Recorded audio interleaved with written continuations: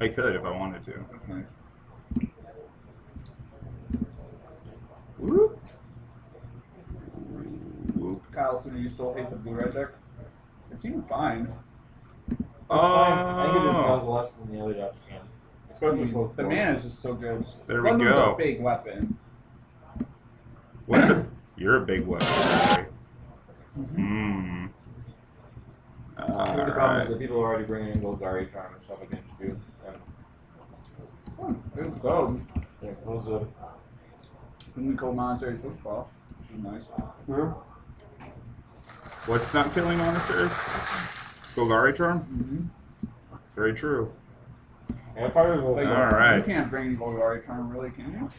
Not Oh that yeah, I'm good. not bringing it in. I have to kill your Pyromancer? Pyromancer. Kills your own, too, though. That's fine. I got Death Right. You got Death Right, son. You got Death Right. I have Swift Claw. It's like Death Right. It's like the same thing. I actually fully endorse. Swift Spear? I just fully endorse the blue-red Delver deck in general. Because of Blood Moon? He wouldn't No. Blood Moon either. Then one. Oh, so you can chalice on one. So I can chalice on one Okay. and just win. No. I saw somebody have Chain Lightning. I'm really hoping I get to Really? play against Streaming? that tonight. Yeah. Yeah, I was so talking like that. that's why I'm always talking like this. Oh, look at that. Mr. Nick's watching. Instead of playing. He's in Orlando. Oh, is he really? Mm. Oh, there we go. Oh, so this is so exciting. I get to play today. Alright. So, Make your opponent go up. yeah, that's the plan. I'm gonna go sit up the camera since you guys are done eating. Cool. Should we- Nice one, bow tie again. yeah, you gotta go bow tie if you're doing this. Still, that's on Yeah, now. exactly. Well, I guess you could go like casual relax. Yeah, casual relax bow tie. Only one bow. How many bow ties does it take to bow tie? All right, they have to get started. So anybody that has already tuned in, I'm actually going to be playing today. So it turns out that Mark McManus and Jin Shi are not playing. Okay, looks like. Oh, it reset. I'll fix that. Yeah. All right, so I will see you guys later. I'm sure I'll pop in and harass them, but you're in the fine, capable hands of these two gentlemen. Alrighty. Hello. We're gonna get the overlay fixed back up again. We had it. He's Kyle. I'm Greg. Yes. We'll Yeah. put it. We'll be putting our names at the bottom here in just a second. Alrighty. Indeed. With my fresh new Twitter. I'm so happy that was available. I don't know why it would ever not be It's on available. Scumbad. That'd be funny too. Scumbad. Yeah, Pretty bad. pretty bad. And at What is your Twitter? I think it's this. It's a. Oh right, that sounds right. I can't remember if there are underscores before and after it. I don't think there are. I don't even know if you can do that. I don't know. I don't know why you would. So then we will scrumpet this down here. There we are. Beautiful. And You put Mark McManus up yeah, here. might as well go ahead and stick him over there. Yeah. Clear one. No, that's that one. I ain't playing. Nope. Clear two deck. Load. Yep. And We already know one of the matches because Mark is typically an announcer here, but he's playing today, so we're definitely putting him on camera for round one. Because why wouldn't we? I wonder if he knows who he's playing yet. I don't think so. I think we would have heard them. Yeah, in all likelihood, Yeah. he would. So, bear with us, guys. We just have a little bit to go before we get started. Yeah. Looks like at least Mark is shuffling, but Yeah. Sometimes we have to wait for a couple stragglers. To show yeah, up. there's generally a few people coming in a little bit late, and There were a lot of people today, though. Looked like a yeah, lot. and the judge that we have Sometimes can he- vary from time to time. He has to travel almost the length of the city to get here from Right. Chinatown. Oh, is that where he lives? I think so. Down there with Jin. Yeah, he definitely lives on the south side. I think, if not in Chinatown, then like right next to it. Cool, cool. Yeah. So hopefully we have a Treasure Cruise deck up against MUD here because we've talked a little bit and we'll talk about it more at more length Probably constantly later. tonight. Probably. But we were talking about the decks that would be pretty well positioned against these Treasure Cruise decks, and I am thinking that MUD, which is what Mark's going to be playing there on the right, should be pretty strong against it. I mean, at least against the blue-red version, because their deck's just 1-drops. Like, if you resolve a Chalice on one, you have exactly Young Pyromancer, Daze, Force of Will, and Treasure Cruise that you can actually resolve. Not a lot. You better be very far ahead by the time they get it down. I mean, or you just have like the Daze or the Force of Will. Yeah, I mean, and like the fact that they don't have Wastelands in the blue-red list, at least the one that won the Open, does take away from their ability to fight MUD. Surprisingly enough, It is rough. in testing against Mark in the past, I found that back when Grixis Delver was a deck before they printed Deathrite Shaman, I found that like if I could resolve anything and then just blow up one of his lands, half the time he wouldn't draw another one. I mean, MUD is at its core a combo deck and is with no manipulation. Right, no manipulation at all. I mean, short of comboing with Staff of Domination to be able to just draw your library, but that's not really manipulation. So if you already won, right, then you have library manipulation. If you win, you do really well. Yeah. But normally they've got 1 or 2 lands, you know, maybe a little more, but it's generally going to be a couple soul lands. They'll try to Grim Monolith into Metalworker, and then the Metalworker is where they want to go from there. Yeah. That's all they want to do.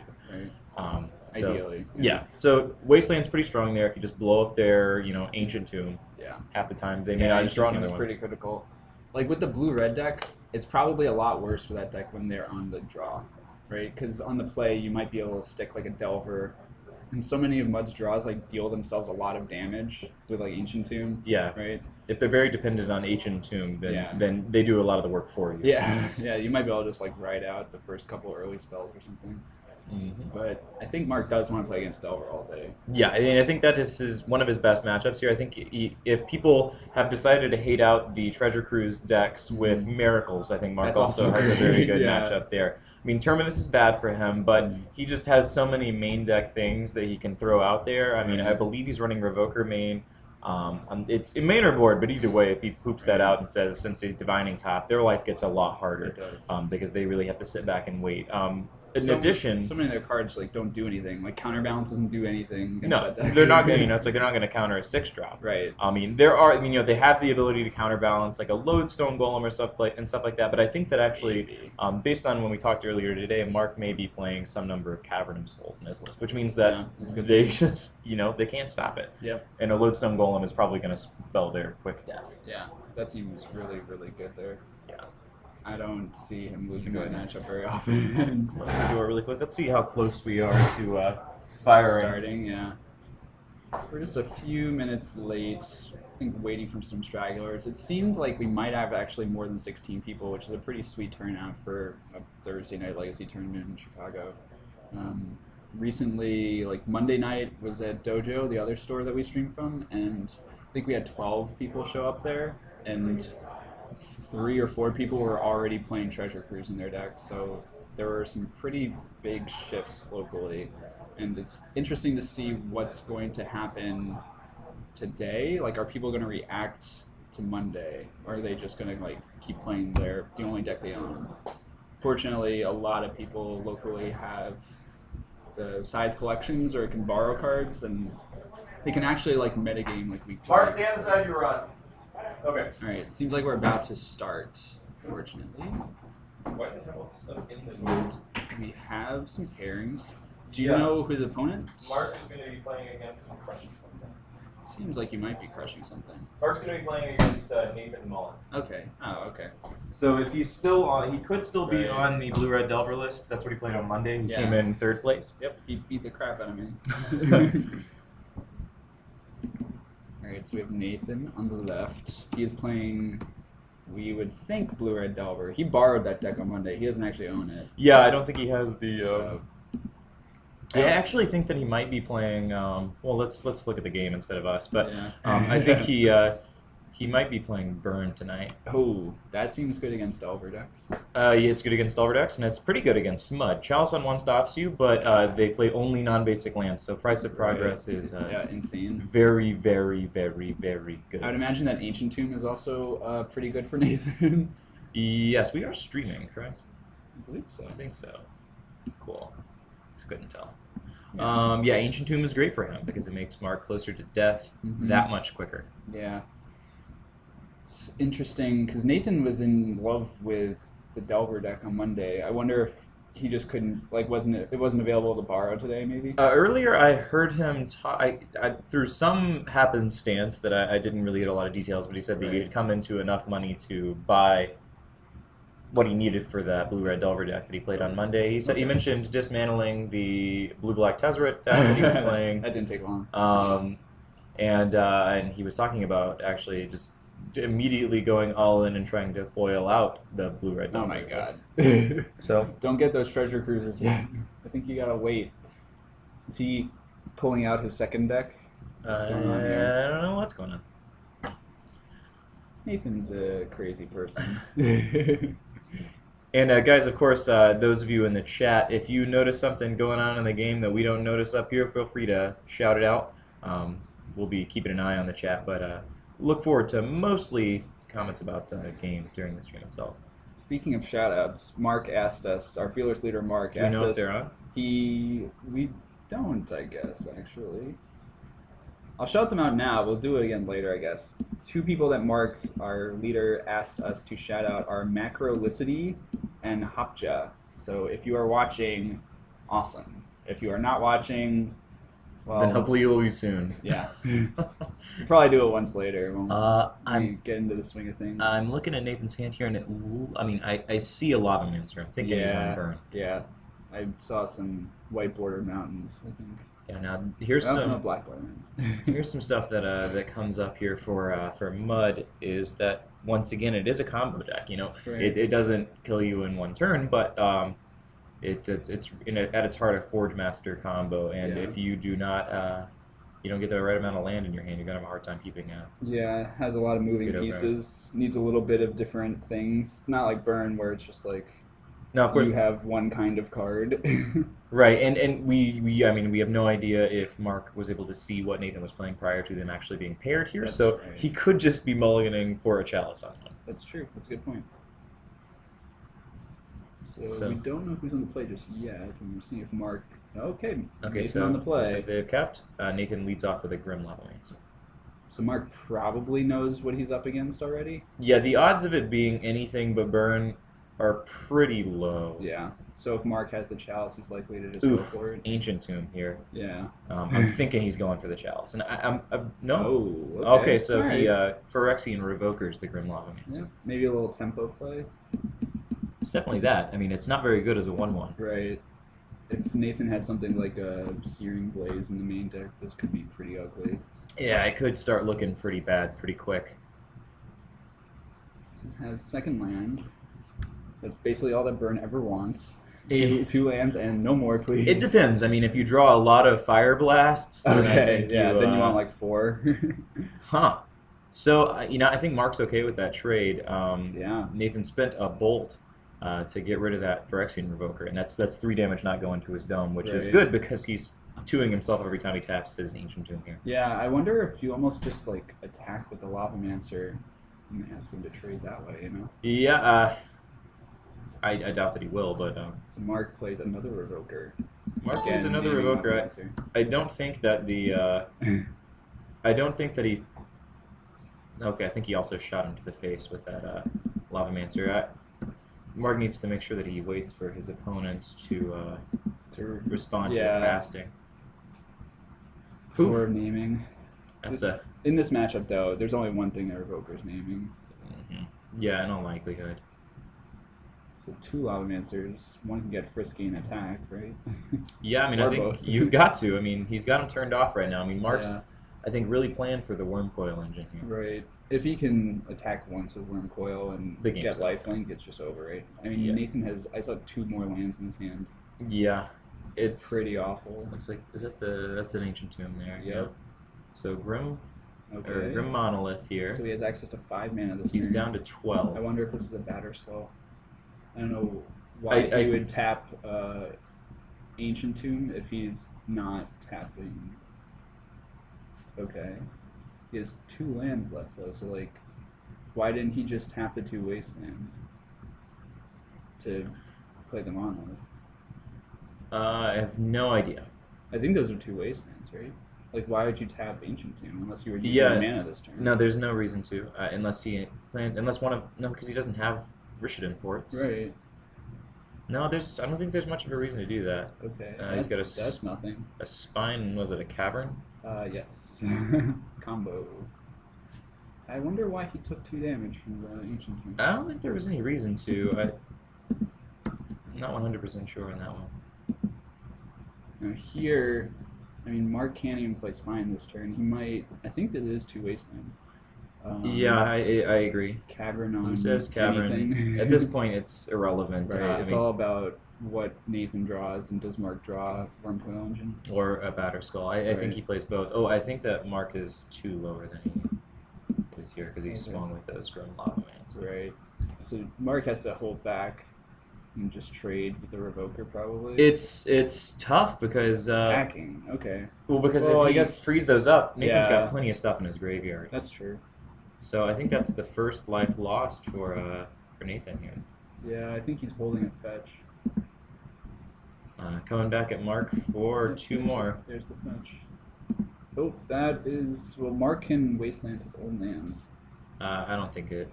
I mean, it probably doesn't matter. He runs out of everything. Yeah. I mean, he stays alive at least. He right? takes no damage, but yeah, I don't see him coming back here. Right. Price of Progress is really not something you want to see. Nathan dropping to 17, but I think the life total's irrelevant. Yeah, Mark's down to... Oh, he's still at 5. Yeah, he took no damage. I mean, he made him. I blank a wonder card. if you try to... No, I guess you can't really afford to. Oh, he cracked He the cracked the Mesa. Mesa already? Okay, thank you. That's Nick. Oh, thank you, the Elastic. So this game looks like it's about to end. Mark not being able to untap this monolith. Yeah, I mean, it costs, what, 4 to untap, I believe? Right. He's boned. Yeah. Game's over. All right. Well, into game 2 here. Not a huge surprise. It's not a great matchup for Mud. I mean, he's really dependent on pooping out one of those life linkers. Yeah. Or Chalice. Yeah, Chalice is good, but life linkers are better. Right. I mean, Mark probably has a ton of cards to take out. I wonder how much he has to bring in. Because Nathan might also have a bunch of Smash to Smithereens to bring in. Yeah, I imagine that he has some number of Smash to Smithereens. My question is, how many Sulfuric Vortexes?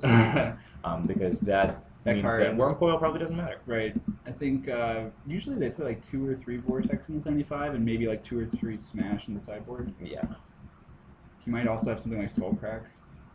He could. It seems worth it, right? It It's only slight. It also plays around Chalice on one. It does. too, right? It does. I mean, I think when you're in a format full of Batter Skull, I don't know if stopping them one time is enough unless it's like the kiss of death. Like, that's the last hit. Like, Interesting. would you change a Lava Spike into a Skull? Or a... I saw several Smash to Smithereens. Smashes? Okay. And he took out some Searing Blazes, which is weird because I think you really need to stop that Metalworker. I guess. There aren't a ton of targets. Maybe he's... Revoker, Metalworker, it also kills Lodestone Golem. I mean, if you it's... have 3 lands, yeah. Yeah, I guess that's enough.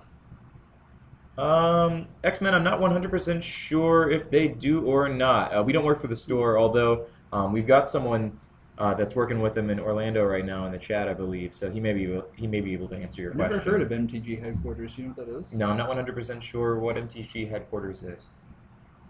Card Market is they were an online store for quite a while, and they built this, or they bought the space in on the north side of Chicago about like a year ago, maybe.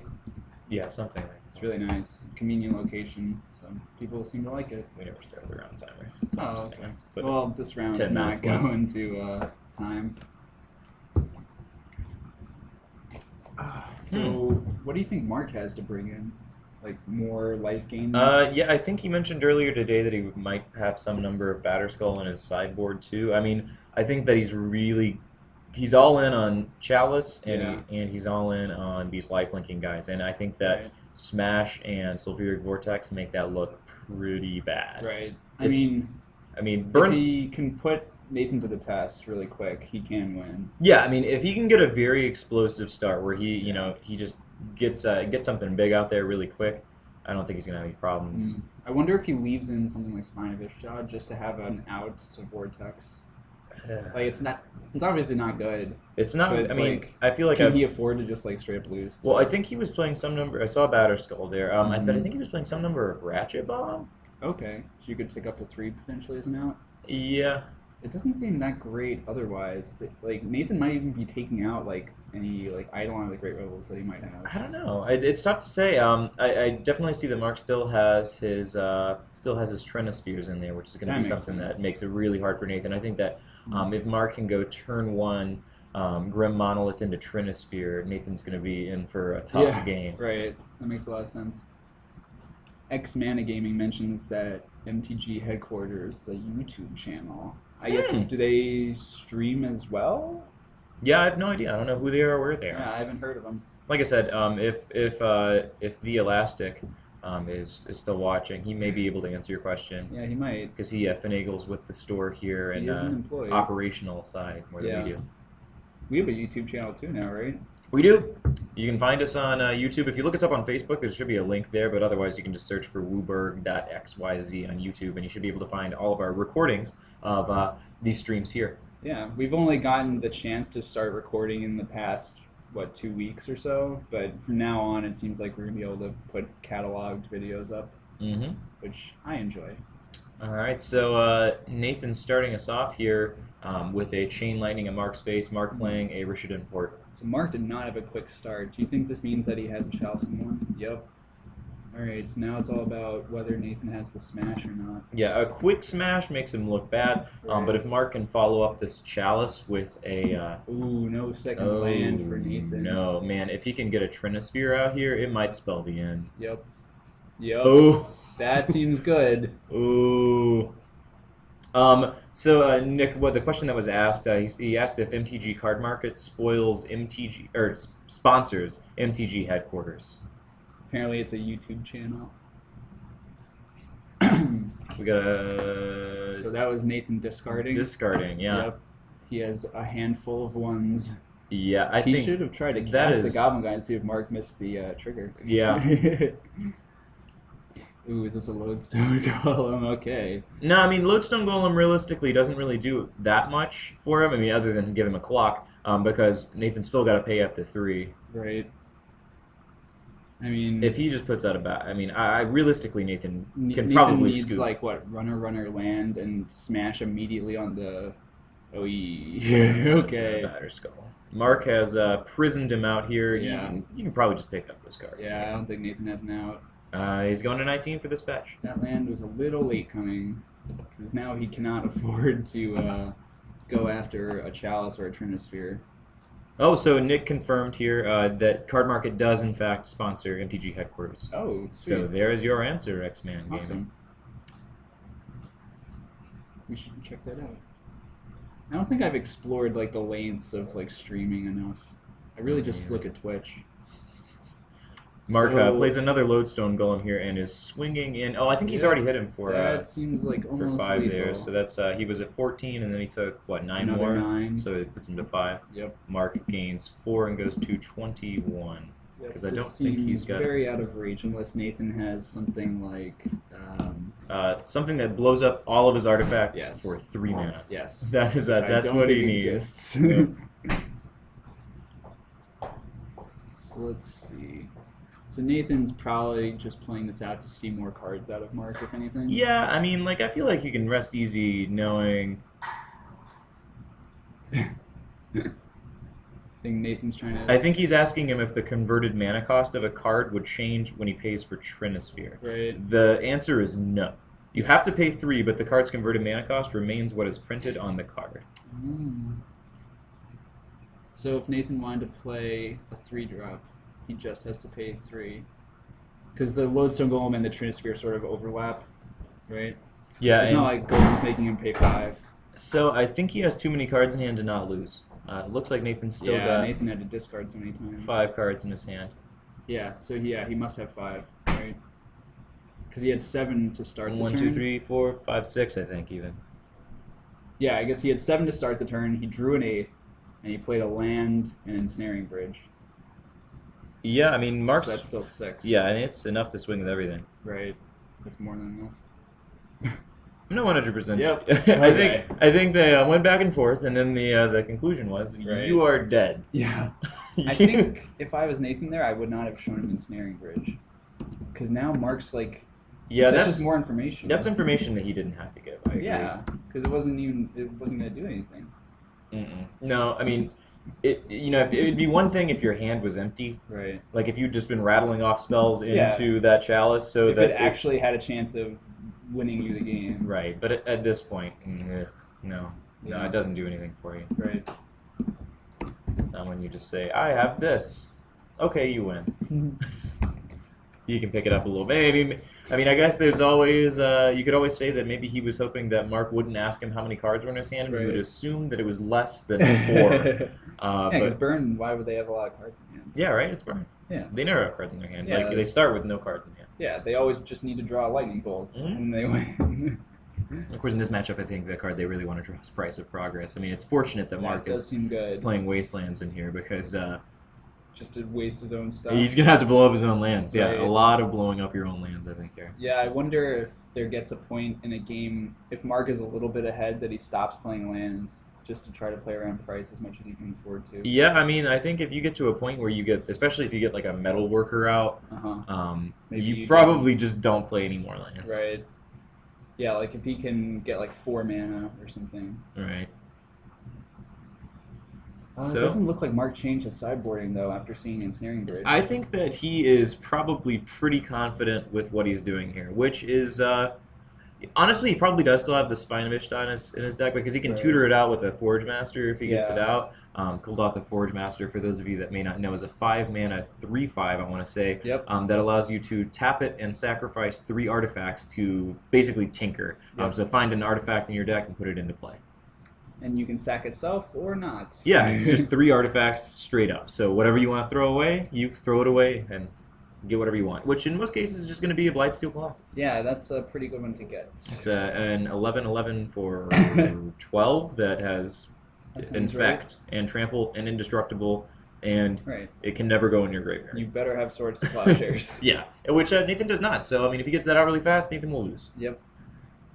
Pretty much. So that's a bunch of lands and a batter. That's a lot of lands. Oh, that's a Metal Worker. He does have a Metal Worker, but like, what's the Metal Worker to what end? Yeah. Right. Like it's a pretty risky hand if he draws any more lands. Yeah.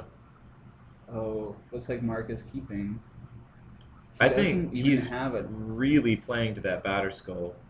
Okay, well that doesn't do much. Yeah, I mean, that's an artifact in the hand to make that Metal Worker a little bit better. That's true. Yeah, those foil Metal Workers in his deck there are now worth way more than they used to be. For those of you at home, it's kind of cool. After hearing Mark talk about MUD nonstop for the past several weeks, you get to see someone play it. Yeah, Dr. Derp is one of the fanboys, right? I think so, yeah. Or fangirls, we don't know. That's true. Trigger here. Oh, Mark gets a land, but he actually goes down to 16. My apologies, I got to keep this up to date here. Yep. Down to 16, 2 hits from Goblin Guide. It is good that it cleared off a land, though, for Mark, because he did not want to draw any more of those. No. Well, I think he would probably rather it have been a Chalice. Sure. Or a number of things. Oh, that's a Chalice. And he just responds by saying, I'll bolt you. I got to do that real fast. This does buy Mark a lot of time. Well, to the extent that it can, right? Like, sure. That put him to what? That must have put Mark to 13, yeah. You know, it's another 2. Hopefully Nathan doesn't smash him. He got another land. That's a good land to play. Yeah. That might be the last land Mark plays. It's the last one he needs, for sure. Because he doesn't want to play the Ancient Tomb, really. No. Although you really don't want to tap it. I mean, unless it's just going to win you the game. Yeah. I mean, he might play another... Right, because he cannot play a Batter Skull this turn. Right. He can play the Metal Worker this turn, and then the Batter Skull next turn. Now, well done. It's racing against the clock, though. Oh, it looks like Nathan's fetched twice. I think he's at 18. Turn 4 Batter Skull is not super great. It is if you can prison him out. In this case, Nathan's just going to price him. 4. Mark down to 7.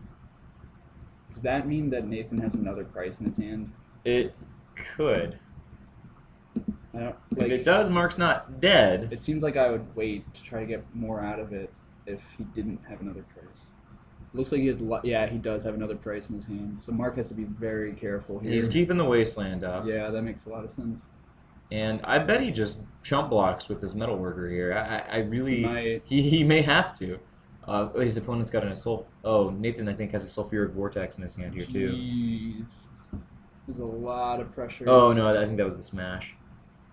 I think Nathan's going to say you're dead. Mark takes 3 off the smash to Smithereens here. Yep, Mark has dropping no outs. to 4. He's going to price. He hits him, reveals a Trinisphere off the top, goes Mark's to down 2. to 2. Yep. And he Mark says, can only waste one price of land. progress, you. Mm-hmm. That's it. He says, well, I had a In Batter response, Skull. Batter Skull. I kept a 5-land Metalworker Batter Skull hand, and it didn't work out. That was too slow. Yeah, so that's going to be the end of that very, very quick match for us here. Mm-hmm.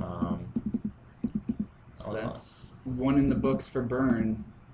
Seems, I mean, if Delver's getting better, Burn might get a lot better too. Yeah, I mean, although realistically, Delver has an okay matchup against Burn, since generally they don't have a ton of mana, and Delver plays a lot of, cheap soft counters. Right. So, like, especially against like the lists that are playing something like Spell Pierce in the main. Sure. Just be like, well, no, that bolt's not going to happen. Yep. Yeah. No TX Rage. There's not a lot you can do about double price. Yeah, Price of Progress seems like Nathan's best card in this matchup. / maybe the best card in their deck in general. That is the only reason that Burn is a deck. Yeah. Yeah, I mean, it's price of progress. It's all about price. You got to punish those greedy mana bases. Now, there are some Right. decks where it's just really bad. Yep. It's like imagine you take out price of progress against Elves.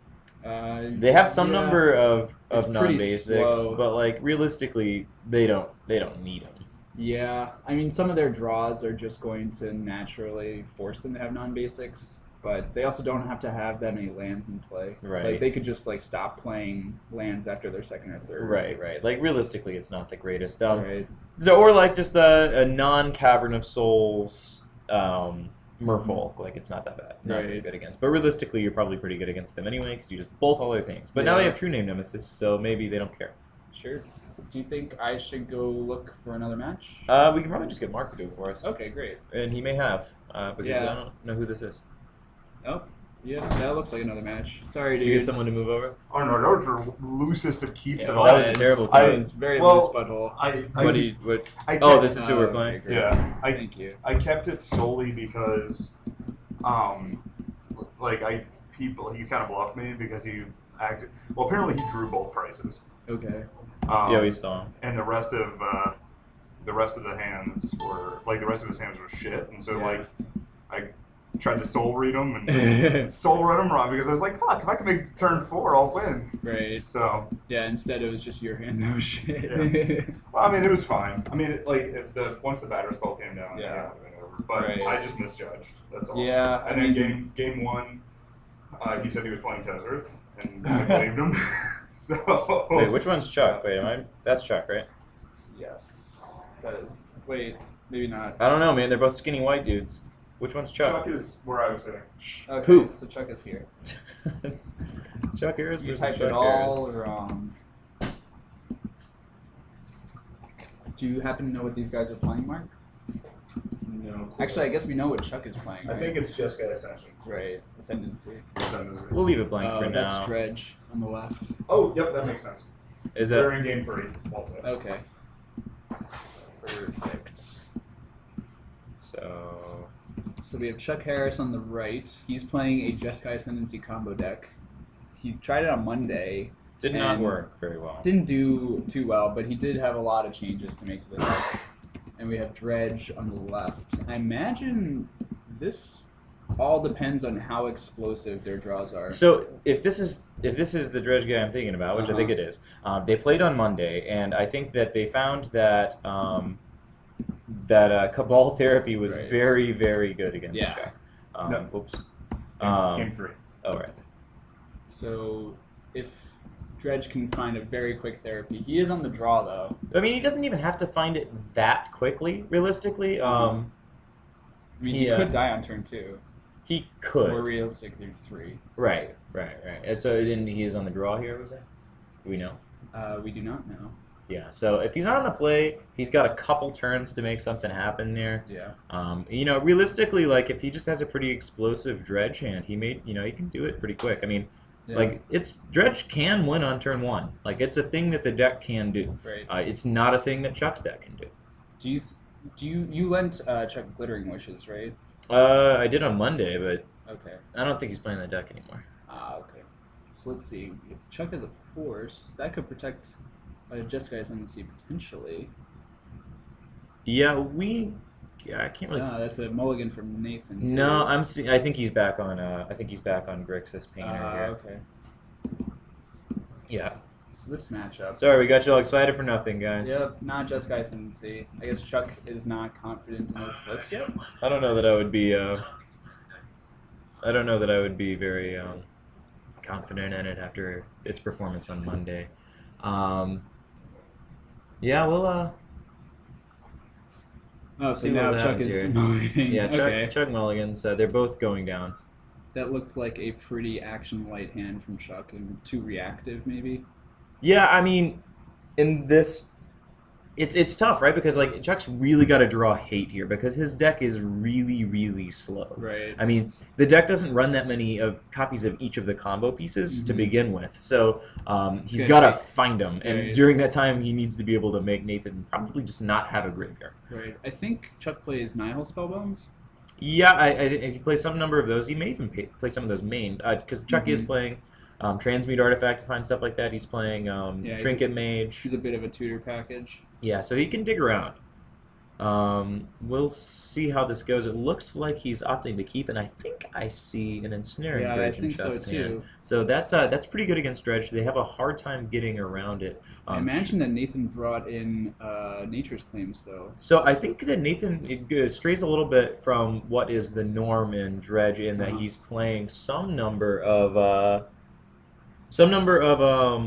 Ancient Grudge? no, Abrupt Decay. Oh, okay. Which is like really ballsy considering that like you only play 12 land in your deck. And 4 of them don't tap. 4 of green or them black. are blue. Yeah, it's tough. I mean, he may be running a little bit more land. Looks like a no-lander there on Nathan's side. I think you throw that back pretty quick because you already can't slow Dredge. He's down to 5 cards, yeah. Yeah, I mean, realistically, Dredge needs a pretty. They don't have to have that much. So if they have a hand that has land, Breakthrough, Dredger, Lion's Eye Diamond, then it is perfectly fine. But it looks like he's opted to keep. Looks like he kept. He is on the draw, so he'll get to the point where he can slow Dredge quicker. I don't know if I saw. I don't know if I saw any way to go. He found a land, but I don't think he had anything to empty his hand.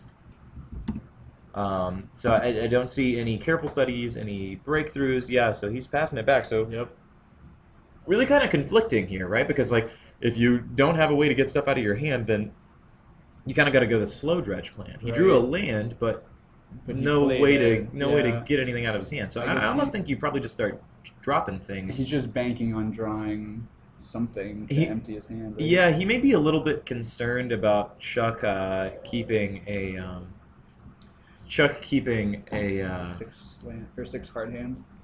Well, I think he's concerned that Chuck's probably got some hate in his hand. Sure. So if he goes to slow Dredge and Chuck just like plays, I don't know, anything and just eats his card, it's pretty bad. Yeah. Now time walks in. Yeah, stuff's getting hard for Nathan here too. No, he definitely can't play that.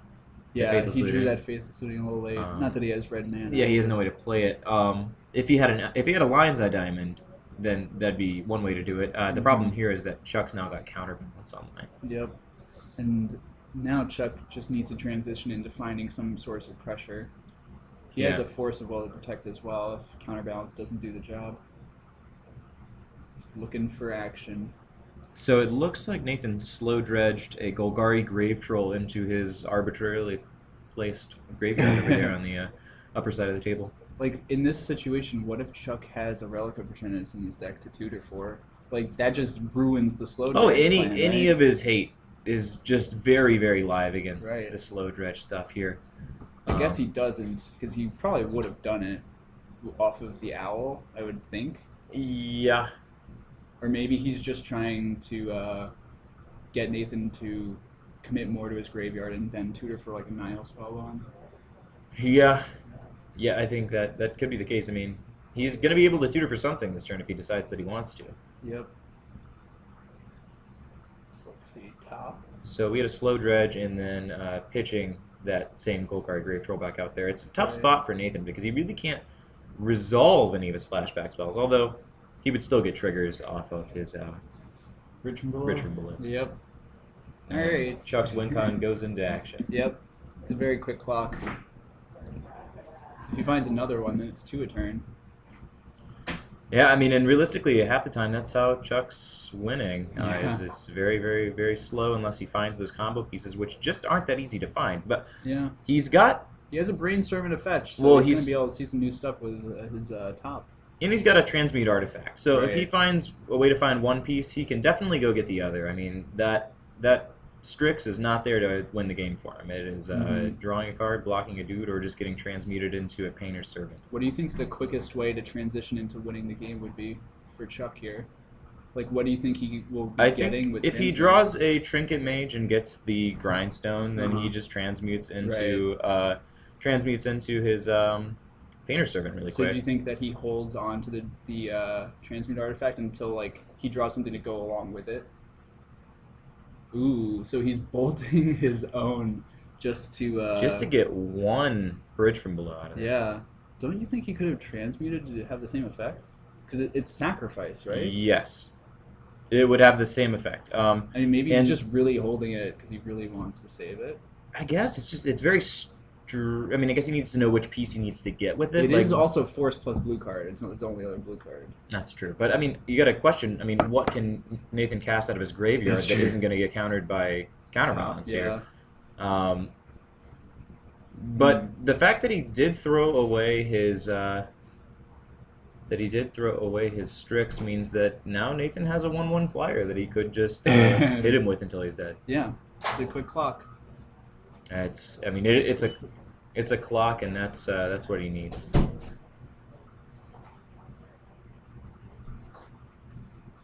So let's see. So this is still So I think Chuck's. Chuck's fetched twice Okay. now. Is he at 18? Yes, he has. He has a blue delta on the bottom of his graveyard. Yeah. He's okay. about to start getting hit by this flyer. Yeah, I mean, realistically, that's This might be most of what Nathan has going on in this game. yeah. I mean, Icarid can start being a big problem pretty quick if he can get some Right. of those into his graveyard, and I'm thinking he's really hoping that he can. Yeah. He's starting to dredge here. We see another Bridge from Below, a Cabal Therapy, a Lion's Eye Diamond, a Gemstone Mind, another Cabal Therapy, and a Cephalid Colosseum. Yeah, I agree, TX Rager. This is Narcomoeba may be his only hope here. Yep. But he's gonna go ahead and throw it away to bring out that Cabal Therapy. I have to assume. Actually, I wonder if he's even said who it's targeting. I bet he was targeting himself. I think that would probably be most effective. He can get these Icarids out of his hand. Yeah, I think he really wants the Icarids in his graveyard if he can help it. But he's gonna have a hard time doing it. Yeah. It's He like- may just slow dredge an Icarid. Yep. Okay. Okay. So he's opted to just throw away that Icarid there. So Chuck sandbagging this transmute artifact might be really effective here. Like, do you think he pulls a trigger and goes and get a Nihil Spellbomb right now? Why is he telling him that his? Bridge is exiled? That's He bolted the Narcomoeba, didn't he? Yep, looks pretty bad when the judge doesn't know how the card works. This is game 3, WUBRGxyz. Is there a bridge in Nathan's graveyard? Yes. Did he forget to get a zombie? It's a non-token creature when it dies. So he had a zombie, and Chuck bolted his zombie. Oh, he bolted the zombie. Okay, Yeah. okay. Yeah, it's got to be one of Chuck's guys that dies to get those bridges to go away. Sure. Now, we're having a tough time here because I think Chuck's got 1, maybe 2 cards in hand, so even Icarid's not doing very well. Right. I mean, he might I think, Icarid just to trigger his bridge from below. yeah, and I think that is the case. And looks like he's got a Dredger there, so I mean, I think you go ahead and do it, right? Yeah, I don't see why. Well, okay, Chuck must have 3 cards. No, he has 2 cards. No, he's he got has 3. Okay, He's got he 3. has Yeah, so it's odd that he decided to not to. Oh, okay. Wait, what? I don't know what is happening. Did he swing? Did he forget to have his draw step, maybe? He did. Okay. They So- just missequenced a little bit there. Chuck's at, I want to say 215. 15. Yeah, he took Did he 3. hit him with the Narcomoeba? I don't believe he did. I think he sacked it the turn after. Or actually, he must have hit him once. Must have hit him So once. we'll operate under the assumption that Chuck's at 14. He played optimally.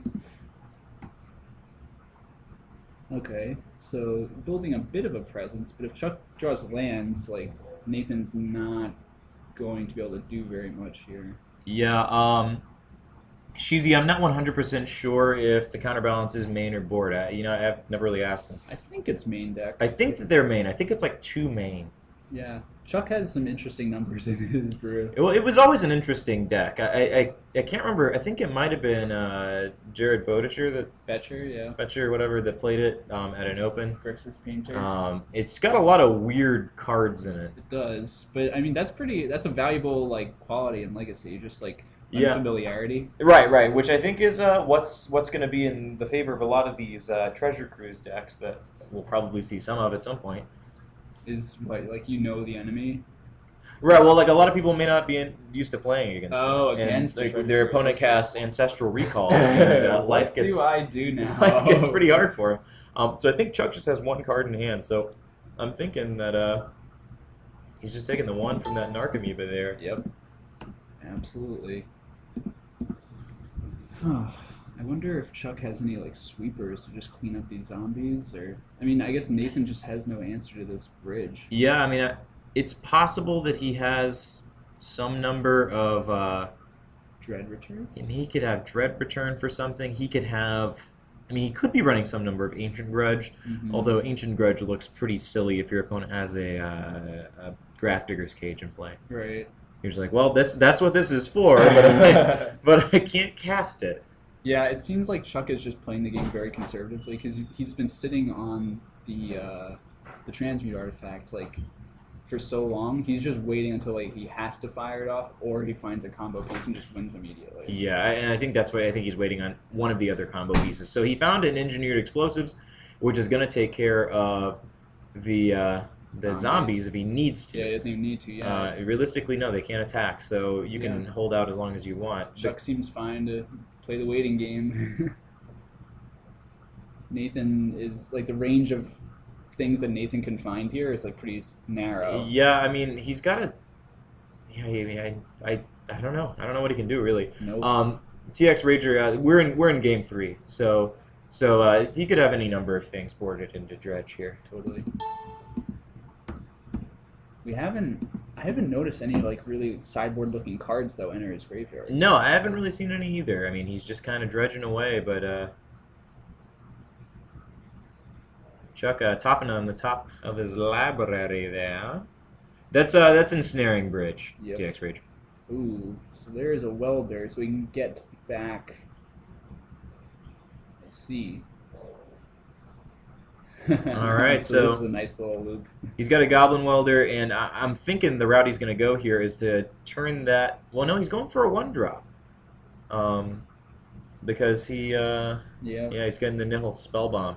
I was wondering if he was going to pay a couple more and go get a Baleful Strix and just cycle his Baleful Strixes, constantly killing all of his opponents' That would be pretty sweet. All the bridges yeah. and drawing cards. Yeah, that seems like a loop worth It's doing. a little 2-card combo, but yeah, I mean, I think being able to just eat your opponent's graveyard is pretty good. Yeah, I mean, this is gonna. Chuck doesn't even have to do it just yet, even, right? No, he does not. I mean, he definitely can. He did it that turn because he wants to start cycling it with Welder next turn, I imagine. Yeah, I mean, the issue is that he threw away his ability to get rid of the zombies. Well, he can bring it back. It's going to be set on 0 anyway. Yeah. If he welders it Oh, back. that's true. That's true. So I guess he didn't have a response to this Narcomoeba hitting here. You'd think, because it hits the graveyard, he could just go ahead and eat it. Yep. Yeah, so with the Narcomoeba trigger on the stack, it looks like he's exiling. Unsure. Seems like it. So he's also topping in response. Yeah, he's paying to his draw and spell topping bomb. in response. Yeah. So Hopefully they have this all figured out, kosher. So it looks like he did it at the end of his turn, Okay. and he had no, because he had no cards in hand. Yeah, I guess so, you want to eat the Icarid. So he's dropped the Grave Troll back in there, which is good for him. I mean, that's what he needs to do. Ooh, Static Caster. Spicy. Yep. That will that'll definitely make those 2 1/1s dead. And now he has the ability to. So he's drawing a card with top. In response, he's weldering away the top, getting back Engineer Explosives. So he gets to draw a card, plus have the Welder activation. Yeah, Welder, a somewhat underutilized card here in Legacy. Super powerful. So card. looks like we did find an Ancient Grudge here. Okay. He does not have green mana. He does not have the ability to do it. And, I mean, also Goblin Welder, you know, it's getting back anything that he wants. Literally anything. Any artifact. That is an artifact. Anything, any artifact. Yeah, I mean, his lack of green mana here is making that Ancient Grudge look really bad. Great, Yeah, it's not the best. He goes ahead and plays a Strix with the trigger on the stack, activates top to see what he'll draw, but he didn't draw. Chuck also has a very nice basic mount in He play. did not draw his card. There we go. Okay. It's more dramatic if you wait a while to draw Yeah. the card. That's what it is. Yeah. So I question whether or not he might just start cycling these Baleful Strixes. That Although seems realistically, like he enough. doesn't want to get card advantage here, That's right? true, yeah. Like, the only way that Nathan could come back is through 2/2s. Although Chuck has a Engineer Explosive, so he can just blow them all up at any time he wants. Well, it looks like Nathan hit a bridge from below. He does need to win it sometime. Yeah, and that's one of the big issues with Chuck's deck here is that It does take a little while. trigger. Yep.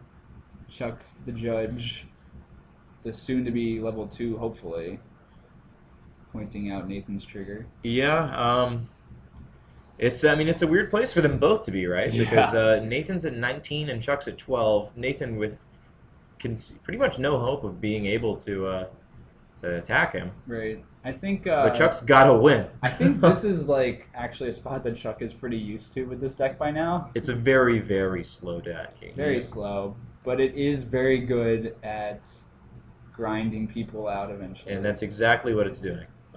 He activated Grindstone. I think Nathan only had like 1 card left in his library, so he did a lot of the work. he did it. He didn't even. You can just sideboard out the Painter's Servants here because Grindstone's a 1-card combo when your opponent is doing all the work for you. Yeah. You're like, well, I'll mill you until you. Oh, there's only 1 card. Okay. Yeah. Well, that's cool. So Chuck didn't even bring in very much? Well, he's going through and finding it, but it Okay. looks like this game's over. Chuck is our winner for that match. Do you think that Static Caster is worth bringing in here? I do not. I don't know. I mean, unless he just had a lot of Well, stuff to take out. It's tough, right? Because it can kill all of his Icarids if he plays them, right. which means that he's not swinging with them. The issue is that unless you've gotten rid of all of his bridge from belows, that Then when you you just killed gave him those an army. Icarids, you just gave him a ton of zombies. Right. I guess Um, he's banking on the fact that he's keeping his Well, opponent's graveyard under control anyway. Yeah, like I think he's assuming that he's managing their graveyard, and I think he's probably really hoping to transmute into that ensnaring bridge, Yeah. which that is does seem really good like- in the matchup. They really don't have that much to do against it. Yeah, it seems like Nathan really has to get out on the right foot. And Who was that? mulling to 5 that did nothing was not. A No, good he idea. needed a better hand. I mean, I think if you're in Nathan's shoes there in that game, you go ahead and go to 4. I mean, Right. there are only a select few things you need. I mean, even if it's just a matter of going, I've got a Dredger and a Lion's Eye Diamond in my 2-card hand. Yeah. I mean, you don't care what's in your hand once you start dredging. Mm-hmm. You know, it does play into an opponent's turn 1 graveyard hate, but you know, What like can you if do? you mulligan into that low, Right. Yeah, I mean Chuck Mulligan in that game as well. yeah. I mean, One I to think six. with some of these combo decks, I think that you can be a little more brave. Especially with Dredge. I mean, they need, 2 cards, 3 cards? Oh yeah. I mean, like a lot of these combo decks. Like when I played again, I was playing Reanimator in a tournament here months and months ago, sometime last year, and I had to keep mulliganing against a white weenie deck. It wasn't quite Death and Taxes. There were no Aether Vials. and I mulliganed to 4 and was still able to turn 1 an Iona against him. Yeah, that which seems made like it to where enough. he couldn't cast spells anymore. Yeah. I don't see any white weenie deck beating an Iona. Not if they don't have Aether Vial. I mean, the Yeah. Aether Vial is your out, right? And it's not really even an out. I mean, you can 'cause- Flicker Wisp. I mean, you can do some stuff. Because I mean, the hard part is that there's no point at which you can respond to them naming a color. You can't be Yeah. like, color on the stack. Yeah, you can't like Swords it. Flicker Wisp out the Iona. Well, you and can't- you I mean, can't. there's no window to swords it. And actually Right. get rid There of is it. no window to swords it. You're just kind of. I mean, maybe if you draw 1,000,000 Flicker Wisps and get like the tempo 7 hand. counters on Umezawa's Jitte, Right. That's a then great point. I think the 7/7 flyer in the air might kill you first. yeah, might. probably. But Just if you're maybe. Flicker Whispering it, then it's not as big of a problem. That's a great point. All right, we're back in the booth. Yep, we've been talking to him the whole match. Yep. So back to us here. Not much time left in the round. It wouldn't surprise me if we are about ready to go into round 2. So hopefully it won't be too long before we can get someone back on camera here for you. I'm hoping that. Oh wait, they need this, or is this a copy? They definitely need They it. need that. If Glacier won, see if you can get him on camera. Yeah. We'd like to see some cruising. Yeah, I'm all about seeing some Treasure Cruise resolve. I mean, we're in Legacy, but we get to play Vintage cards. It's like super vintage because Ancestral Recall is restricted in vintage. That's true, but you can play Snapcaster Mage. You can. And you can also play a slew of cards That tutor for it. that tutor for it, yeah. Unfortunately, Dr. Derp, we cannot put Mark's beautiful face on for you because he's going to have to play more Magic. Yeah. He does have to go play. And he has to go probably find a feature match. And Yeah. return that slip that he brought. He Yeah, stole. well, I was He sitting here, stole the slip. like, I felt paper in my hands, and I'm like, wait a minute. We've Yeah. got their slip, Yep. so they should have it. They might need that. Mm-hmm. But yeah, so I'm hoping we can get Glacier on there because I mean, if you spend a little bit of time, which we've spent some amount of time playing with these Treasure Cruise decks, testing them against each other, And against some other decks. and against a few other decks. Last night, for instance, we, myself and a couple of people, including David Glacier, who's out there now, we met up here at Card Market to see about whether or not, for those of you that may be familiar with some of the less common Legacy decks that pop up from time to time, the Sultai, shall we say, Bug Birthing Pod deck, the Veteran Explorer Pod deck in Legacy, Of which Glacier is the champion. Glacier is the champion of that deck, but he wanted to test against these Treasure Cruise Delver lists to see if that deck was even playable anymore. Because the issue is, like, normally with that deck, you Cabal Therapy them, you get ahead, and then you deed their board and you win. But when they just draw 3 cards and fill their hand back up, it is a little bit tougher. And I think the end decision was that, nope, not playing that one anymore. Yeah, those transition turns, like for the Birthing Pod deck, where it's trying to like deed away stuff, those are the turns where the Delver decks are now Ancestral Recalling and finding like Force of Wills. Right. You know? And it's come up from time to time. Is Glacier still playing Pod anyway? No. I saw an envelope in his sideboard. Is that just Maybe he is. I don't know. That's Is he just doing it anyway? So I see Plaid, so I'm assuming That that is is Greg Pino. your Egg Pino. There's definitely Greg Pino on the left. He's Yeah, probably still playing his Bant. my Maverick thinking is deck. Maverick. We'll leave it blank until we confirm. Right. And the same can be said here for That is. spelled his name wrong. Spelled his name more vowels. He needs Yeah. more vowels. Yep. And it's huge now. Yep. You gotta shrink that down. We'll leave his blank until we figure out what deck he's on as well. Yep. I And think I see. Yeah, Pino's still on Bant Maverick. It looks like I saw Swords to Plowshares. yeah, odds are he is. I mean, I think he's been playing it to some amount of success here recently. Right. I know you managed to get him at the last second in the tournament on Monday. Yeah, that was a very hard round. Do you think we should probably start the clock? I did. Okay. Oh, maybe I didn't. I thought I hit start, but it stopped at a few seconds after. Hold on. Stupid clock. I think it crashed. Hold on. Okay. So these guys are both 1-0, I presume? If Mark put them on. Yeah, assuming that another okay. It's a good bet that Pinot and Glacier both won. They're probably two of the stronger players in the field.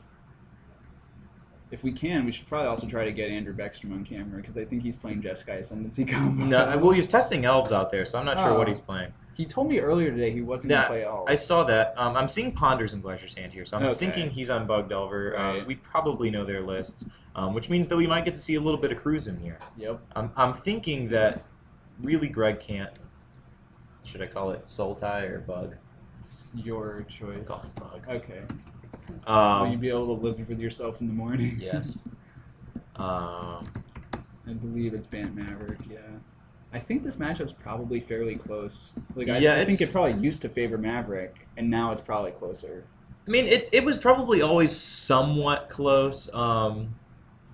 It's tough to tell, right? Like, if Pinot can resolve and maintain a living Mother of Runes, Yeah. then it's going to be a lot harder for Pretty Glacier to do huge. much of anything. Now, realistically, Pinot's probably not running very much removal either, which means that he's really going to have to establish a pretty good board presence before Right. anything can really happen. Yeah, when I played against him Monday, I think all he had were 4 Swords to Plowshares. Yeah. I didn't see anything else. And in general, that's what you're going to play in a deck that's running, 3 to 4 Thalia. Yeah, a lot of whoops. creatures. Did not restart the Electables here. Alright, so Glacier down to 19. Pinot still at 20. Glacier on the play. It's always valuable, but he did mulligan, so But yeah, plays where you want to be with Delver, though, for sure. I mean, so many of your cards are just so much better. yeah, for some of you Commander fans out there, you might get to see a few of the crowd favorites here in Greg Pinot's deck here on the left. He is actually running, I believe, a Rafika the Many, pretty good commander.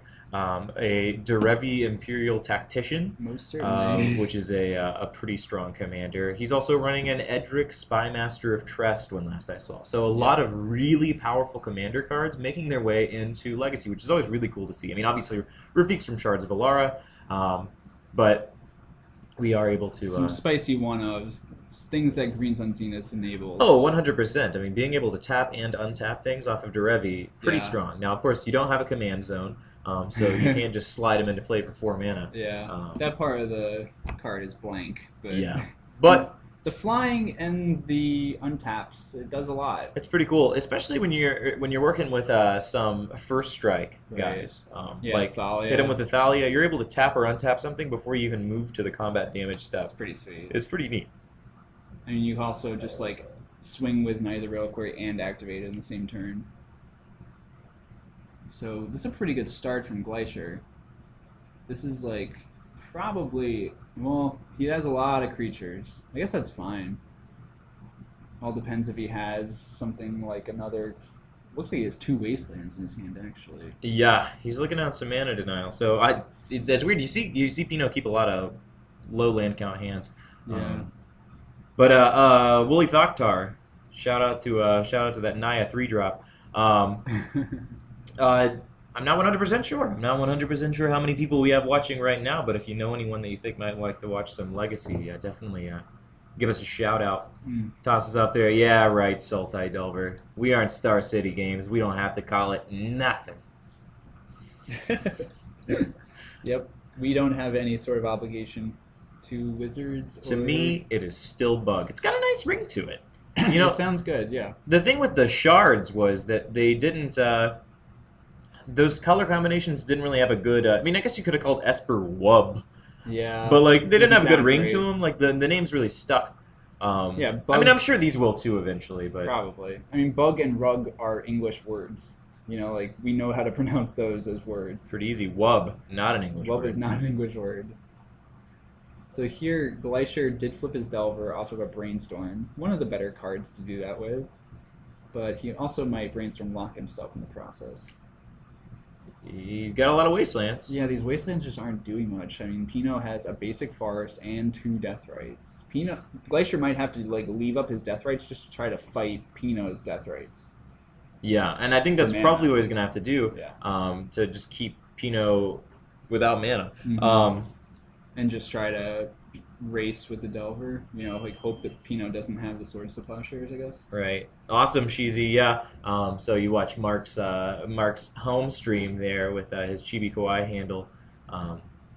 He's one of our good buddies here in the city. Yeah. We He were was actually on camera earlier. He was on camera earlier. If you may have missed it. Also, we were in his wedding earlier this summer.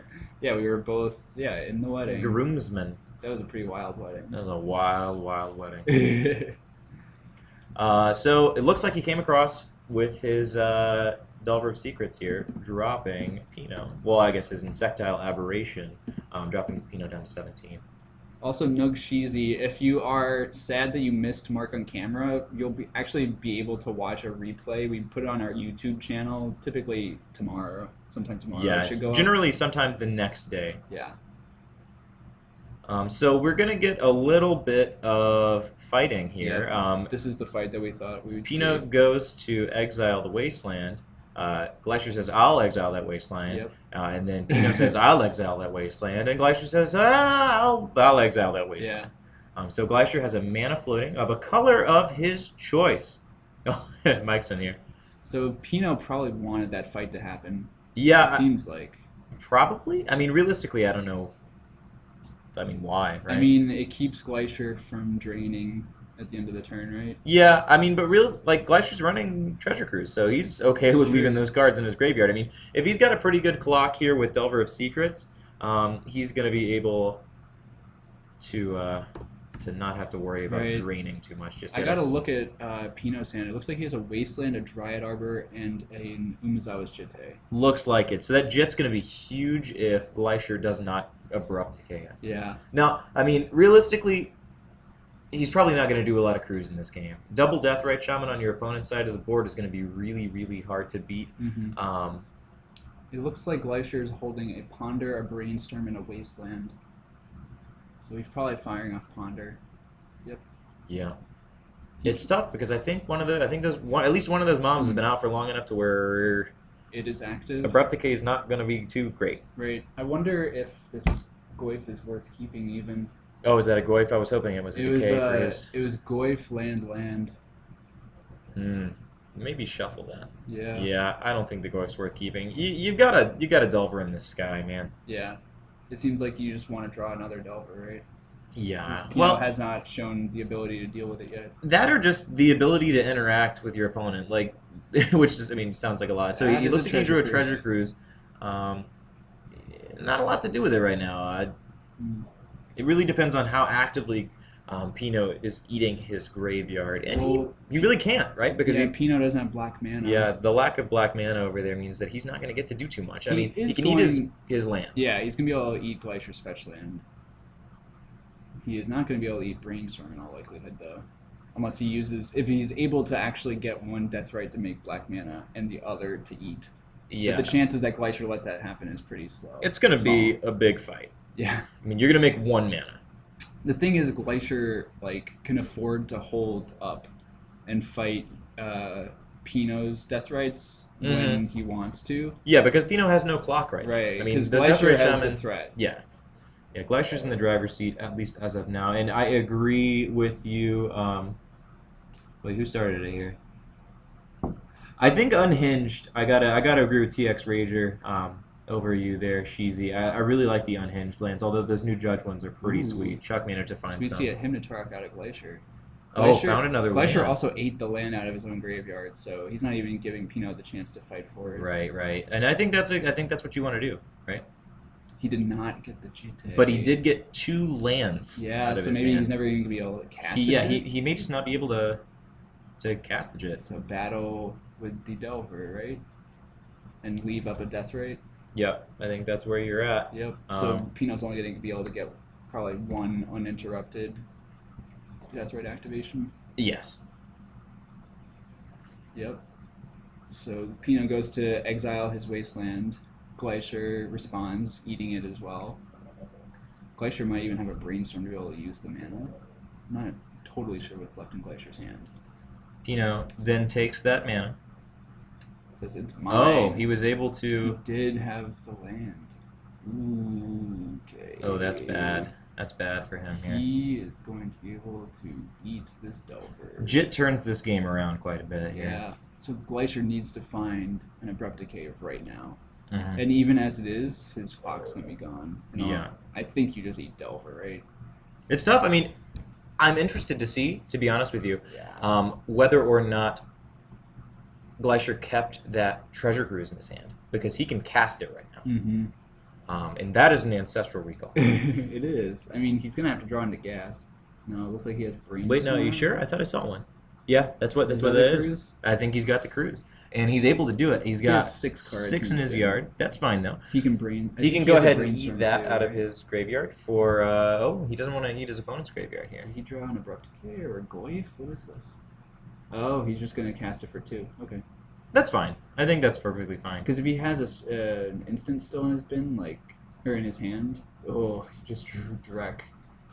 I think he drew 2 Wastelands. 2 Wastelands and something. Is this a Brainstorm? Yep.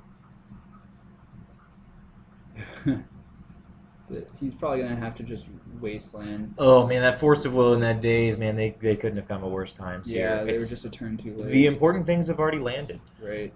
So, one of the downsides of Treasure Cruise is that you don't always draw the cards that you want to draw. Right. You do draw a lot of cards though, and it's probably worth it. It is also quite the non-bow with Deathrite Shaman. Yeah, I mean, In insofar a as lot of ways. if you're eating your own graveyard, Right. then it's tough. Which he is. With his Death Ray. Yeah. I mean, I guess they both have Deathrites, so every graveyard's gonna get eaten.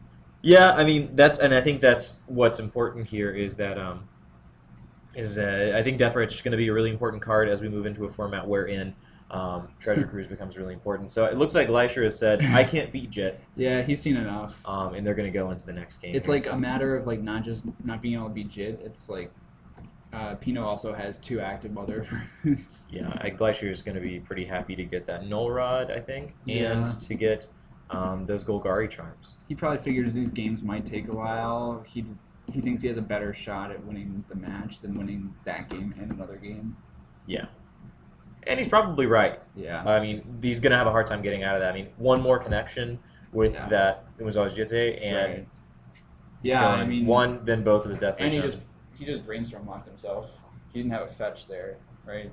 Like he knew he was gonna have 2 bad turns. That's following. true, yeah. It looks like he's bringing in the Pithing Needle as well. Try to hit probably Knight of the Reliquary. Oh, maybe Mother of Runes actually. Any of those. I mean, Yeah. there are a lot of good names in the deck, including all of his equipment. Yeah, that's a good point. Yeah, I guess it's worth a slot. Delver always likes more cheap cards. I wonder what Pino's bringing in. Probably a bunch of crazy stuff. Yeah, God only knows, right? No idea. Do you think he brings in something like Rest in Peace? Or like some sort of graveyard hate? Or do you think that Deathrite itself is maybe just enough? I mean, Rest in Peace makes... See, the problem is that Rest in Peace also turns off his Knight of the Reliquaries. It's true. And he wants those to be huge. I mean, he Woolly might- Thoktar? The answer is Woolly Thoktar. Although... Which card is cooler? Probably Woolly Thoktar is cooler. Probably Woolly Thoktar. Yeah, Although think I agree. will say that I think that between Watchwolf and Fleecemane Lion is better. Yeah. And that Fleecemane Lion is probably better than Woolly Thoktar, but then that's a fight between a rare and an uncommon. That's a good point. That's not a fair fight. It's not a fair fight. It's also like different eras of Magic. Cards Thoktar, are- easy. Cards getting a little different. Yeah, it's... They do trade though. I mean, They that was trade in the- a fight. See, they were printing cards at like a weird level because Shards of Alara block, where Thoktar came out, was the first time they had Mythics. And so, like, I think they were just all over the place in terms of these power. Like, yeah, some of the Mythics were like insane, like Rafika the Many, and then you had Mythics that we were just like, why would they ever print this? Like, I don't know that. I mean, it's like, sure, you can play Godsire with Intruder Alarm, but like realistically, like, do you want to do that? Like, maybe I don't know. I don't play EDH enough to Yeah. get too excited about weird wombos like They were that. still figuring out what a mythic should be. Well, like it seemed like in the beginning that that in the beginning, like the idea of a mythic was like an overcosted, very, very flavorful card. And then they started printing these crazy things like Janara Asura of War. They printed Rafika the Many, and then later on, of course, they print Vengevine, which at one point was completely ruling Legacy in the Survival of the Fittest decks. Yeah. Not to mention Lotus Cobra, all the Titans, Yeah. Voice of Resurgence. I mean, these mythics got really, really pushed. Mm-hmm. Yeah, like Lotus Cobra doesn't feel very mythic to me. You know, it's just like it's another mana creature. I think the crazy thing was like when it was in Standard, we were working with fetch lands, we were working with Right. Harrow, the Right. card. I mean, you could ramp an insane amount. I mean, the deck that won with that one was Yeah. that you would usually go like turn 2 Lotus Cobra and then turn 3 into Sovereigns of Lost Right. Alara and swing and put an Eldrazi Conscription on your Lotus Cobra, which Yeah. won you the game. It seems pretty good. It's just like the card itself does not feel like, I don't know, special, I guess. Like it doesn't feel like, like legendary or like doing something like totally unique. Right. It's just like another cheap green creature that gives you more mana. Right. Like there are a lot of things that do that aren't mythic. Yeah, Don't, but like, it's feel the fact. mythic. I think it's just the fact that it's like it feels like free mana. Sure. Like it ties in with the Lotus. name Yeah, there. I guess it is like, I guess anything with Lotus on it you can make an argument for. Right, yeah, it's probably mythic, right? Because it has Lotus on it. So, we had a turn 1 Delver on Glacier's side, which it seems did not flip. Pino tried to turn 1 a Mother of Runes, but it got dazed. Yeah, so this is a great start out of Delver. This is exactly what he wants to be doing. Yeah. If these Delvers flip, or if Glacier has a Brainstorm on his turn, it's going to be huge, right? Yeah. Pino really needs his swords this turn, which he does not have. Ooh. Both blind Delvers flip. So, Pino's got a Path to Exile. flipping. Okay. Yeah, he just didn't want to get... Well, I guess Glacier doesn't have any basics anyway.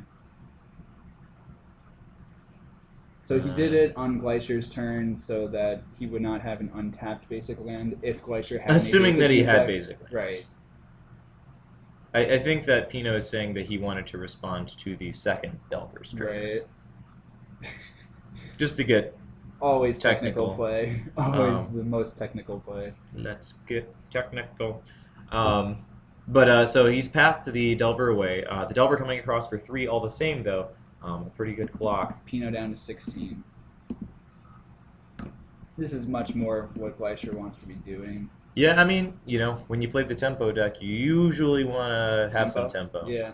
This So seems- we got a Goyf coming out here. I'm thinking we're at land, instant, creature. So Yep. 3/4. Let us turn on the old Goyf counter. Oh. And look at that, Perfect.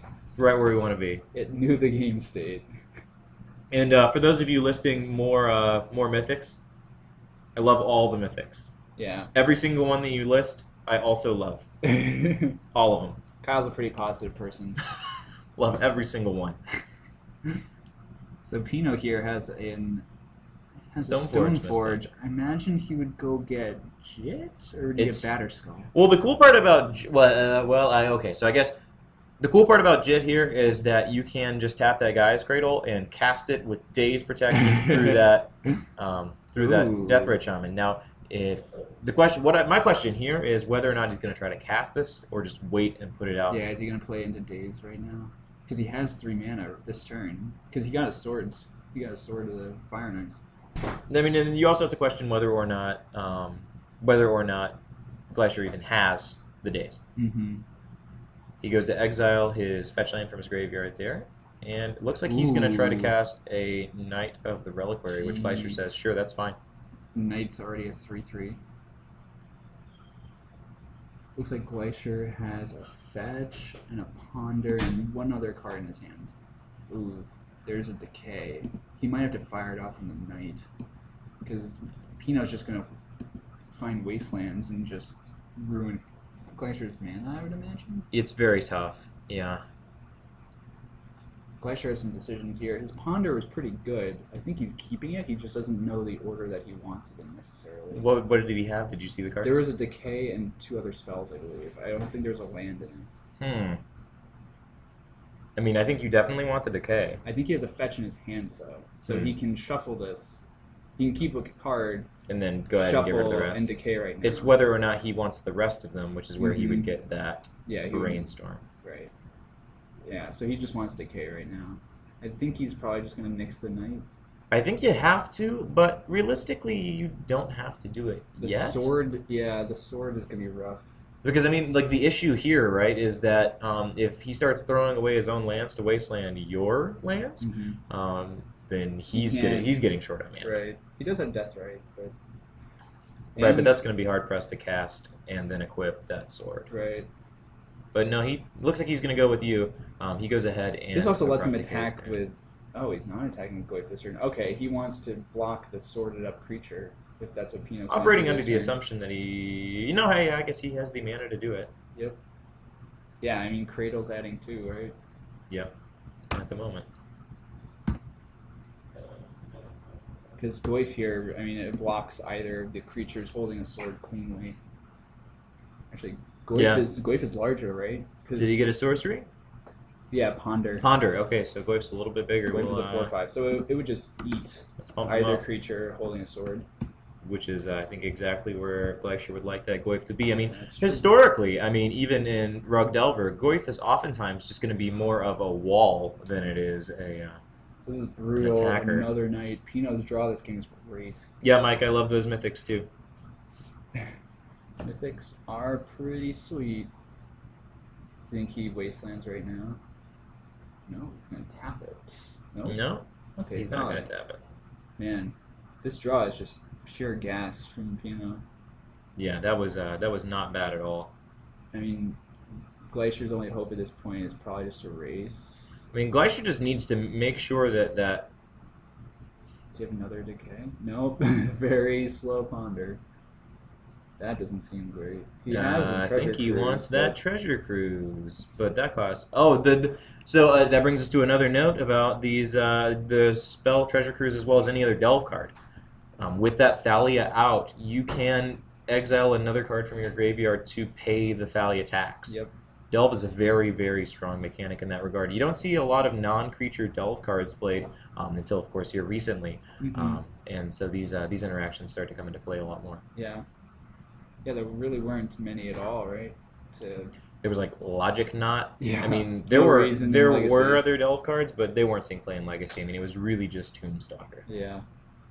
So Glacier's really considering this Ponder. I mean, if he has any shot at coming back, any decision he makes in like this turn and next turn are going to be critical. Yeah, and I mean, it's getting very tough for He's him probably now. just trying to picture any scenario that he could possibly win this game. And I imagine that Pino is getting a little antsy. Yeah, I mean, I don't see Pino losing here. Yeah, it's hard to envision a series of draws for Glacier that are not just like abrupt decay, abrupt decay, abrupt decay. And even then, I mean, he doesn't Yeah. have the mana to cast them. That's true. Yeah. With the Thalia attacks here, it's very, very tough. Yeah, he's squeezed. He's in many he's angles. just drawn into a lot of stuff that isn't doing him any good. Yeah, not enough proactive cards. Yeah, that's very much the case, I think. So he kept the cruise. I think he's just got to hope that it gets him there. It seems like that's the only card he wanted from that. So is he getting into the red zone with both here? He might just try to race as much as he possibly can. Well, so Glacier is fetched a couple times, so he's in. Stoneforge is doing nothing here. Yeah, I think Glacier is fetched twice. So it looks like he blocked with the Stoneforge Mystic and Yep. took 3 to go to 10. It was the least valuable creature on his board by a mile, and preventing 4 damage seems like a worthy sacrifice. Yeah, it's tough here because, well, I mean, he's got the means to cast and equip that sword, and I really think you probably have to do it. Yeah, I mean, he races back just fine, right? Like, he eats the Delver. Yeah, I mean, Glacier's ahead on life, but yeah, as the Delver dies, it's You can just block the Tarmogoyf. yeah, it's tough stuff. I mean, Glacier's not in a great position right now. Not at all. I don't think we've gotten any additional card types into the graveyard, so I I'm don't think thinking so. Goyf's still a 4/5. Yeah, I mean, Pino has the artifact in his hand. It's looking really bad. So he's for adding Glacier. 4 mana, paying for his Thalia attacks. He still has 2 mana available, Deathrite and his land, if he wants to equip. I'd probably equip to the Thalia, I think. Yep. Yeah, I Thalia think likes that holding makes sense. swords. He likes to talk about when first strike damage happens before regular damage. Yeah. He drew his swords to plowshares, so he pretty much can't lose. Yeah. It's looking bad for Glacier here. Glacier's action is dried up. hmm This start from Pino is just savage. I mean, it didn't look super great until the one turn where it looked unbeatable. Yeah, having the second Night of the Reliquary was a real stabilizer, I think. Also, just having a string of dudes every turn. Like, Gaia's Cradle has done a lot of work this game. Yeah. It's been a double or a triple land every turn. Oh yeah. Pretty much. Yeah. I mean, you know, it's games like this where it's like you look at that Golgari charm you brought in and you're like, man, what is this thing doing? He has the ability to cast that Treasure Cruise here for 2 mana. He has 6 cards in the bin. Oh, 3 mana. 3 mana. Because Thalia's tax needs to be paid. Yeah, I mean, he can block the Thalia with his Goyf. It's a 4/3. The problem is this Knight of the Reliquary is It's gonna eat his land. 4/4. It's already a 4/4, and it can grow to as much as like a 6/6. It's going to start looking bad really quick here. And the issue here is that he's never going to have the opportunity, I don't think, to block that Thalia because we know that Pino's got a Swords of Plowshares in his hand. Now, that gives him a little bit more life, but that Thalia is hitting pretty hard. Mm-hmm. Absolutely.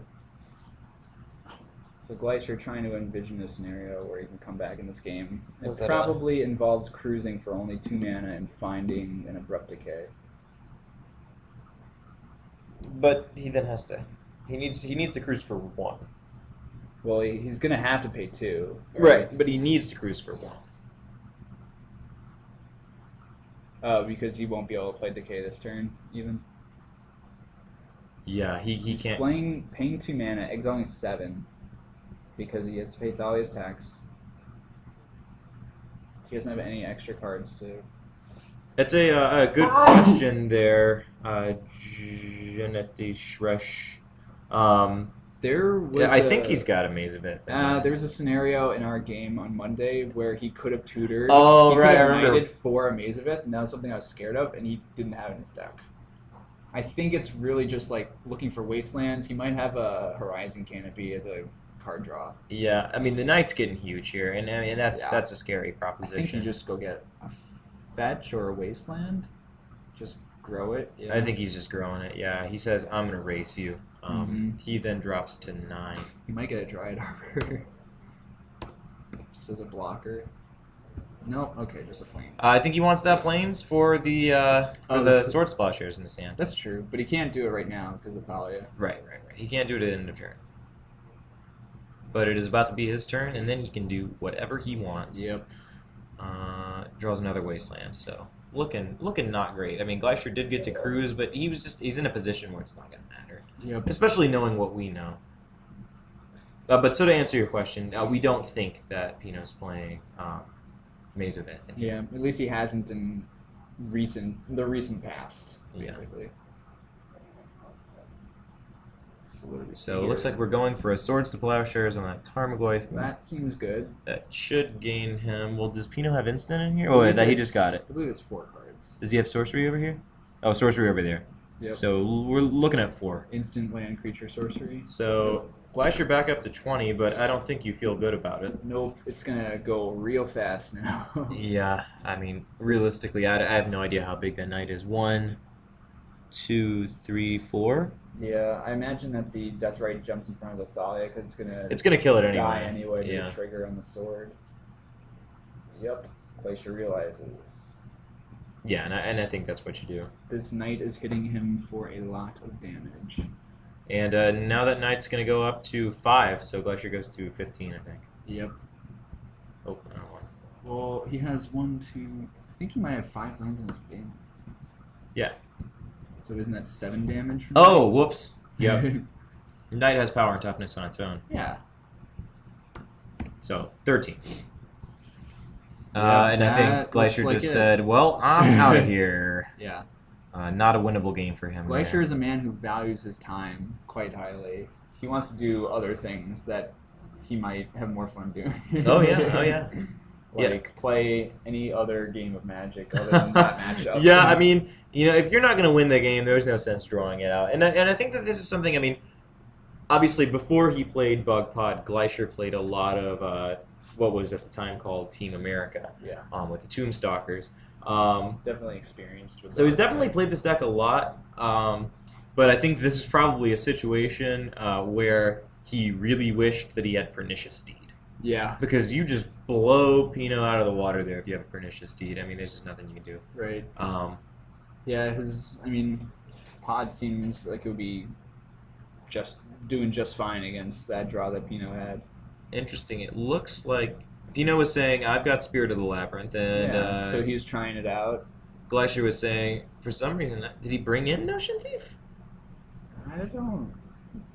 I guess It looks like he brought Notion Thief in. That seems interesting. Unless he I think that was still on his sideboard. Okay. I think he just kind of threw his sideboard out there Oh, and he's then just- took the cards that he I had. see, okay. Yeah. That makes a lot more sense.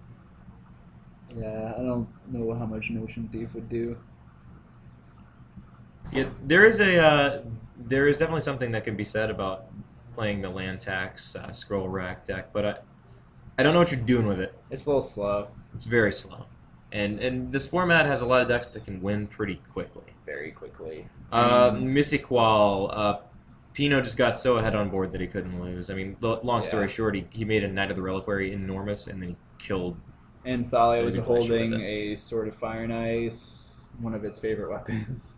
Yeah. It just seemed like that matchup is probably favorable for Maverick just in general, and Pino had very good draws in both games too.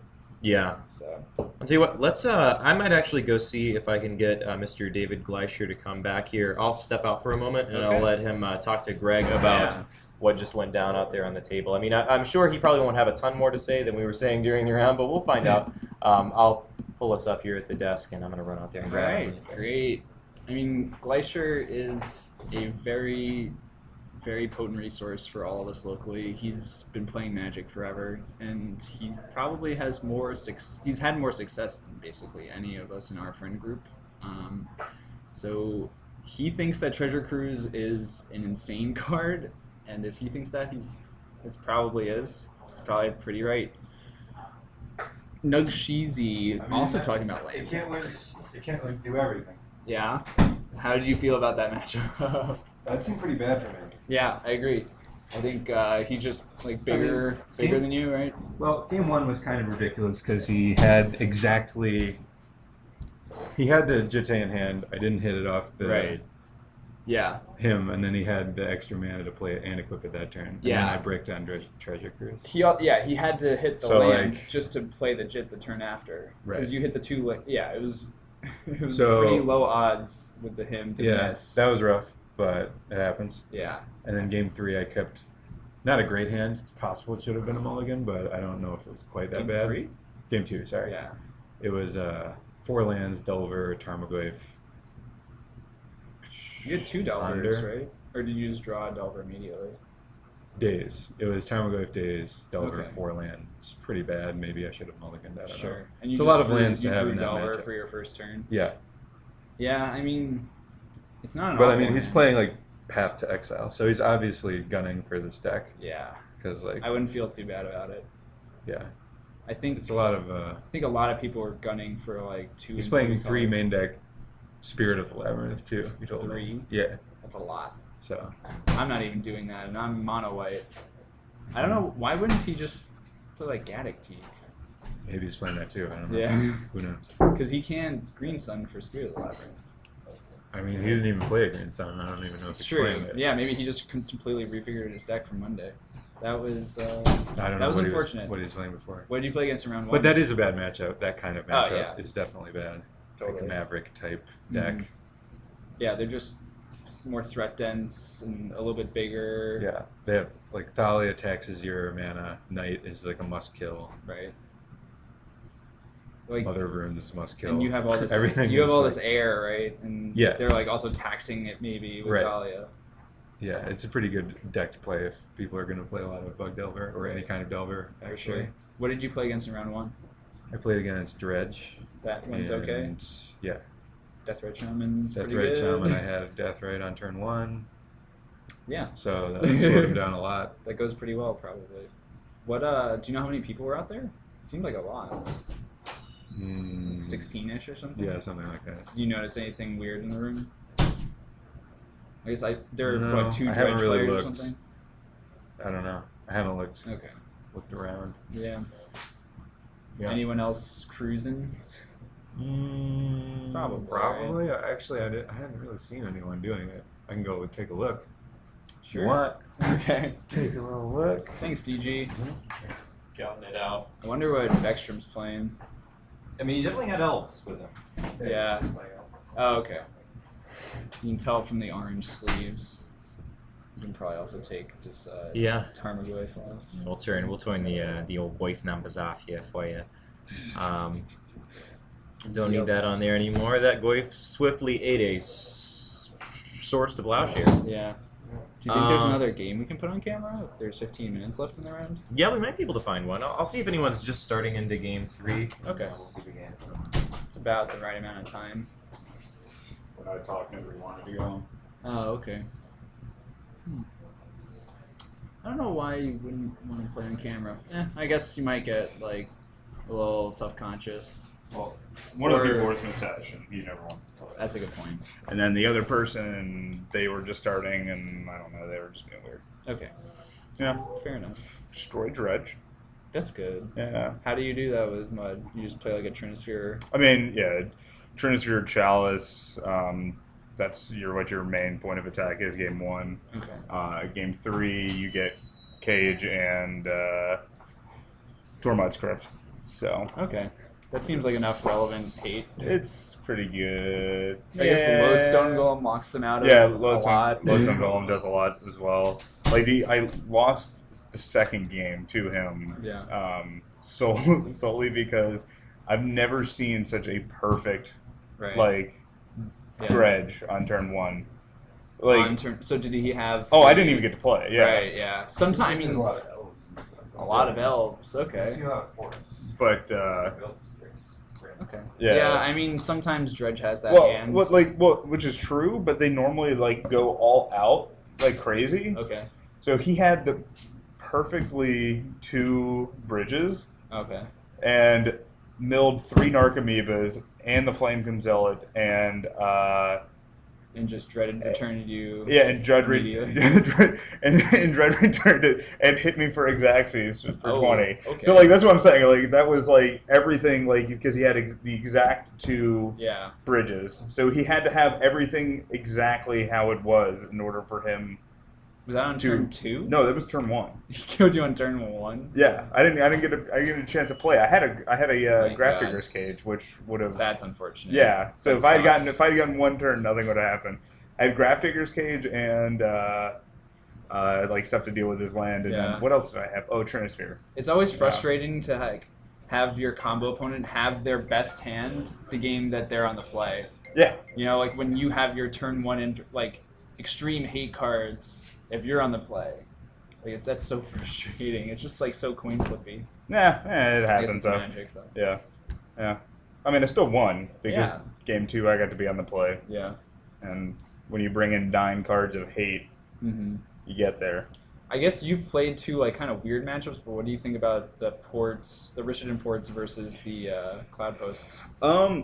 I mean, you've played against Burn and Dredge. Yeah, so it's kind of hard to no, see it, but I mean, honestly, with Burn, it was nice that they didn't come into play tapped. yeah, Which is actually pretty big. right. Every turn matters there. Yeah.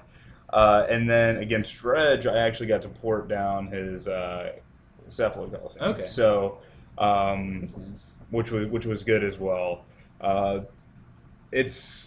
I think it's a pretty good trade-off. I haven't gotten to use the factories yet, which I think would be really good, especially the Miracles matchup. Yeah. I had a couple in hand in the not that second Burn game that I was playing. I really think that I just made some bad. That was a super loose keep. No matter how you fucking dice Probably that, mulligan. and then but if I had led with Mistress Factory into another Mistress Factory, I would have been able to trade with his Goblin Guide, Sure. also taking me off of land because I had plenty of land to do You everything. did.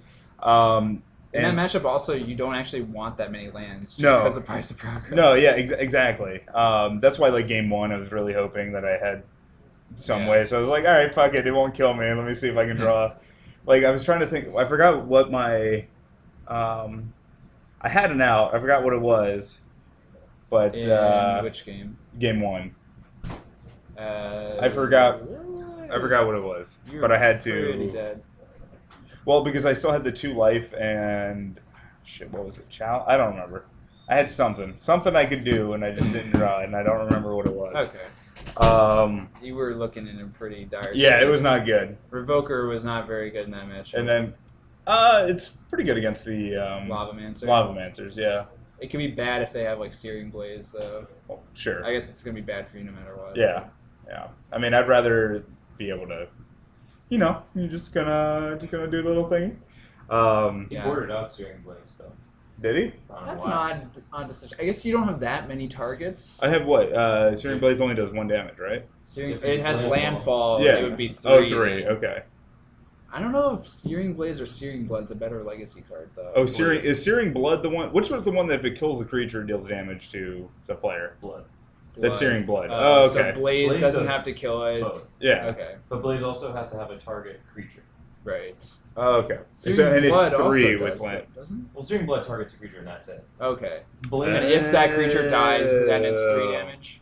Dies this turn. Yeah, for Blood. They're saying Yeah. Blaze is better. Blaze is better because Okay. it kills Metalworker, it kills Revoker, it kills Lowstone Golem. Yep. Yeah. It kills a lot more there.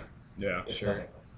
Yeah. So I mean, like, I could have played a little bit better, but again, not having played like paper in a little while, and then like online, I definitely would not have kept that hand. But again, and it's true. I mean, he ripped the 2 Price of Progresses. His starting hand was garbage, and mine would have been okay. It just sounds like he drew hot, which is perfectly fine. So, it's just me reading too much into a situation when I should have been, I guess, a little bit more logical about it. Yeah, I mean, his deck is all fire, right? Well, yeah, but I mean, it had to be It had to be things that were chunking me for more than 3 each turn. And again, I shouldn't have let that goblin guy that got in 6 or 8 I points. think it was 8 damage. Yeah, so and that was stupid on my part too. That's a There lot. was I just made mistakes. Yeah. So yeah, Live and learn. didn't do that in round 2. That's good. Got to kill with Blightsteel both games. That was fun. Yeah, that's He- a good card. He brought back a Golgari Grave Troll that I think was a 7/7. And I was like, all right, that's okay. And I was like, that's not gonna regenerate though. Yeah. Jeez. So, it was pretty good. I think I'm gonna step out for a moment, run to the little boys' room. No, you can't do that. Kyle, do you want to jump in? Yeah, I want to sit in your chair. Okay. All right, good. Yeah. Oh, Blaze doesn't have to kill it just to hit the land. Okay. Yeah. Yeah, it just has to have a creature to hit, which is it was a weird thing for him to side out. I mean, realistically, he had a lot of pretty good draws that game, though. Not that he drew well, but he had a lot of things he could draw that would be good. Like a Sulfuric Vortex at any point is pretty good for him there. Yeah. Because I think he gets you lower quicker and then can ride it out. Like at that Yeah, point, yeah. I mean, the Sulfuric Vortex. I almost wondered if he was running it though. he or was. not. We saw it. He was Okay. running at least 2. That's why we were wondering if you had left Spine in for it. I did leave Spine. Yeah. Yeah, we. Um, in the end, we assumed that you did. I don't know if it was for I that, but didn't. Yeah. Well, I didn't have enough cards that I necessarily wanted to bring in. The big ones that I wanted to bring in were like a Batter Skull. yeah, the Batter Skull, the 2 extra Trinispheres, and the 2 extra Lodestone Golems. Yeah, and then of course, like a really good draw against that deck is also one where you gain infinite life. Oh, I mean that's a really good one. Can't burn you out then. No. I mean, I enjoyed game 2 in that where I went Chalice, Trinisphere, Lodestone Golem, Batter Skull. That's a curve. That's the name of the game. That's The scary thing is that something like that can happen in Vintage on turn 1. Can it? Like, I mean, not that much, but like they'll play like just a ton of, it's like they'll play Yeah. like they'll play a shop and a bunch of Moxen, and then they'll dump out like 18 different like sphere resistance effects, and then their opponent Which doesn't is cast good. a spell. I know. I've been thinking about going more towards like a lockout type. Well, I mean, deck, but I don't know. Over I don't know. sphere resistance, I'd play Thorn of Amethyst, probably. That's 'cause- non-creature, right? right, because that Yeah. that like helps you with your combo matchups, but doesn't make your Lodestone Golem cost 700 mana. Yeah. That's alright. But I really, mean, I'm I only mean- running 2 Lodestones in the end, so Do you make 700 mana I do make 700 mana. Every I can time. make infinite. every So wait, single what time? else have you guys been talking about? Jeskai Ascendancy combo in standard. We haven't talked about Jeskai Ascendancy combo too much. I don't think it's in standard though. It just seems. I mean, Did somebody just do really well? with it? Vextrom almost top-aided with it at the in standard. yeah. Oh. I don't know. It just seemed a little. I mean, it's a little modern. shake- little I think that shaky, the yeah. best version is definitely in modern. For those of you that maybe missed what Mark was saying, was that Jeskai Ascendancy, the card, seemed fairly innocuous at first until people read what it does, and then it starts looking a lot scarier. It's a blue-white-red enchantment for 3. Yeah. When you cast a non-creature spell, you untap all of your creatures. They all get +1/+1 until end of turn, and then you may... Wait, they get +1/+1? Yeah, it does everything. And then additionally, Okay. you may draw a card and then discard a card. So the combo is a little bit different in each of these formats, and there are a few different ways to do it. In Standard, it's weird. So you want to have a creature, and you want to have a mana dork. So that's like, presumably you're going to have 2 mana dorks. You would cast a Retraction Helix on one of them, which is a 1 blue mana instant that makes that creature have the ability tap, return target non-land permanent to its owner's hand. With Retraction Helix on that one of the creatures, you would then cast the card Dragon Mantle, which is a in response? No, afterwards. Because Okay. they last until end of turn. Okay. And so you cast Dragon Mantle targeting one of your creatures. So that triggers your creature that you tap to bounce to do what? No, I guess you haven't untapped it yet. So you tap that for mana, cast Dragon Mantle, untap that creature. So that resolves. You untap all your creatures. You can draw a card and discard a card if you want. Dragon's Mantle resolves. When it comes into play, you draw a card. So you draw a card off of that. You would then tap the creature that has the ability to bounce a card to return Dragon Mantle to your hand, and then cast Dragon Mantle again, untap all your guys. They get +1/+1 again. Basically, you just can draw your whole deck. You can copy all of your dudes and give them haste. There are a number of cards that did it. Beckstrom would be able to talk a little bit more about how his version worked, because I know he was playing a Strive spell. I can't remember the name of it, but it was a Strive spell that allows you to copy your guys. I think it's a Polymorphous Rush is the name of the card, I think. But the combo in Modern's a little easier. You can turn 2 kill someone in Modern by casting a turn 1 Mana Dork, and then a turn 2 Ascendancy, and then a non-creature spell. You have Gitaxian Probe, stuff like that, but you just play a bunch of 1 mana cantrips, and you just cycle through your whole deck, eventually casting Grape Shot. And then in Standard? No, that's in Modern. Sorry, I was dealing with my emergency. They make it a little more resilient by playing 3 Jeskai Ascendancy in the main, and 4 Glittering Wish, and then 1 Jeskai Ascendancy and some tool stuff in the sideboard. So what if they just go Abrupt Decay? That's the card you're worried about, I think. I think that one of the guys... Yeah, that's why I don't understand why everybody's saying it's so broken, because there's still a chunk of decks that are running Abrupt Decay. Well, the problem is that it's like they have the ability to just draw another one. Like, you can't just sit there and hold up Abrupt Decay for the rest of the game, because there aren't necessarily a lot of really good... As soon as they go first spell, just in response, Abrupt Decay it and go, okay. Right, but you have to have a way to kill them.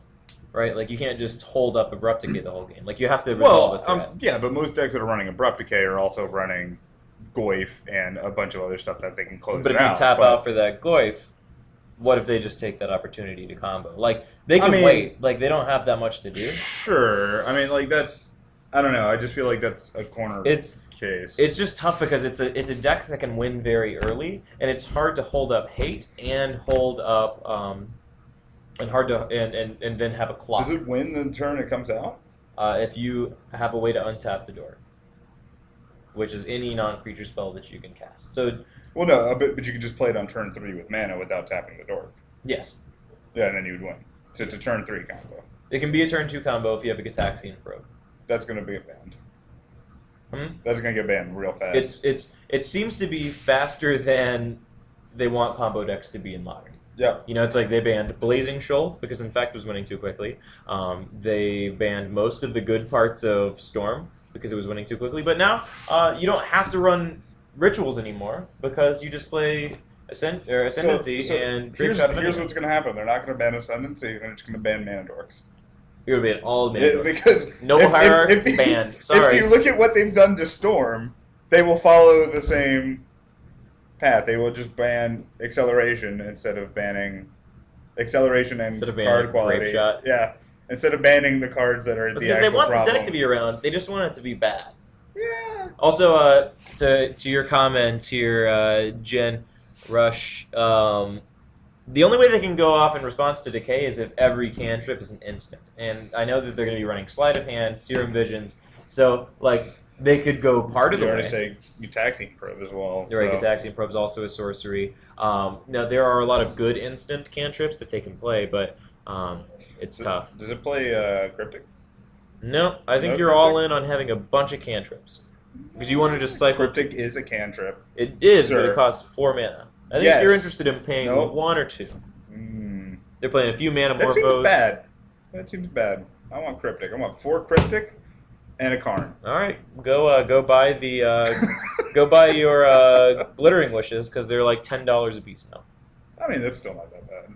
Right. Like, if you had said they were like 40, they were 2. You know how much a foil is now? I'm sure $1 billion. It's like over $50 But now. Because no one has any. I wanted to buy them. I bought Glittering Wish when Deathrite was still illegal because I wanted to play a glittering Jund deck in Modern. And they banned Deathrite. But glittering jet, yeah, so 4 colors. Yeah, it would have been 4 okay. colors, yeah. The extra color being white. Yep. Yeah.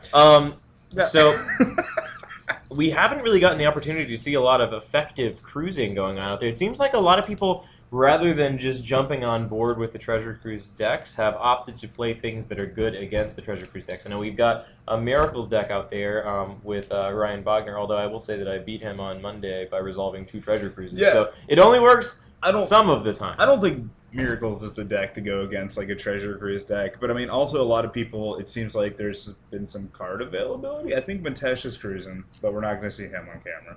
I don't know that I agree with you that Miracles is not.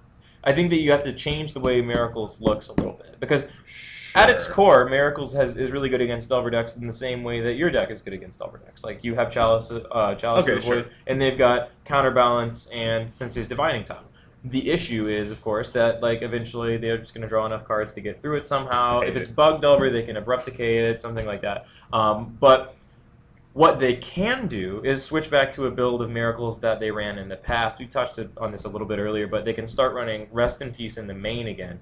That makes the Tarmogoyf Deathrite Shaman versions of Delver a lot worse, and it also makes it to where you're never going to have 8 mana to cast this draw 3. And even if you did, why the hell would you do it?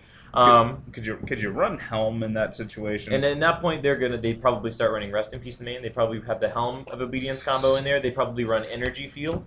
If you get Rest in Peace Energy Field against Blue Red Delver, the one that just won the Open, what can they do? No, they can do nothing. Zero things. I played against online earlier today while I was on break at work. Mm-hmm. It was God, what do you call it? Parfait. Have you heard of this? What are some cards in it? So it's majority white. It's a land tax deck. Someone was talking about land tax earlier on here. Yeah, so it was it's land tax. Sensei's Divining Top, Scroll Rack, which is pretty sweet. Oblivion Ring, Elspeth. It's got the Enlightened Tutor package in there, so it's got a bunch of different stuff. That cheesy guy. Cheesy. Yeah, hey Nudge. Yeah, no, I actually really liked that deck. What did it do? So it just plays an Elspeth eventually? I mean, well, Elspeth, or it's got Helm and Helm Rest in Peace in it. And it just basically draws an obscene amount of cards with because it's running City of Traders, and if it gets like one land tax out, but if it gets multiple land taxes out and they all trigger, and then all of a sudden you've got a hand of like 10. He did this against me in a game, and it was terrible. You get like 10 cards in hand, and they activate Skull Rack, and now they've got 10 cards, and eventually you just get all the cards that you're answer anything that you're going to do, or just draw the combo and win. So, and he was playing Blood Moon, which means that I had to actually play 6 lands. Oh, he mentioned it earlier. Yeah. White splash red, I guess. Yeah. So, but like you don't need. I don't need it, but when he's got land tax that's active, and I have to keep playing lands every turn, he's just going to get a ton of lands. And But you don't have to play lands every I don't have to, but if I want to attempt to win, I need to. Well, see, here, I did actually sandbag some lands in the beginning because I had... Not going to give him the... what? Not going to give him the satisfaction? Well, no, I had 2 metalworkers. I was like, these 2 metalworkers will be fine, and then he went O-ring on them, and I was like, well, fuck, on the lands plan now. And it made me a little sad inside. Yeah. Oh, yeah, humility is one of the bullets that's in there, and moat. Right, humility's good. Sweet. All right. Sweet. I'll see you guys later. We're going to get a match over there. Did So I looked. There were 2 matches with 2-0s, and so one of them was Brig Pino versus someone. We just saw Pino though, so I figured we should do the other one. Okay. Which is Beckstrom, Andrew Beckstrom playing, I think, Elves. He's playing against Phil Silberman. Oh, yeah. Yeah, he was here yesterday when we were testing. Okay, great. So let's So it looks like Phil's on the left. yeah. All right, cool. You guys mind closing the door? Thanks, I Mark. will not close the door, and I want you guys to yell. Okay. Yep. All the comments yelled. All right, so we'll go ahead and move it back down to the playing surface here because they're not going to wait for us to change these things. We got to do it on our own. Why would they wait? They wouldn't. I wouldn't. Let me find our timer, which we'll just assume that the round is started. Yeah. And Steve Dang did not give much notice to the players that pairings went up. I told them, so I imagine that he also just started the clock whenever. So who was on the left? Was that Phil? Phil Silberman. Silberman, like Yep. Do you know what he's playing? that? He wanted to play Elves, Okay. but I don't know if he did. Fair enough. So we'll leave that blank for the time being. Oh, yeah, I think he is. Could also be on Storm. I think he played Nathan last round, and Nathan just said that he lost to Elves. So it must be Phil. And we've got Andrew Beckstrom. Andrew B-A-E C-K-S-T-R. Yep. Crazy name. Too long for our overlay.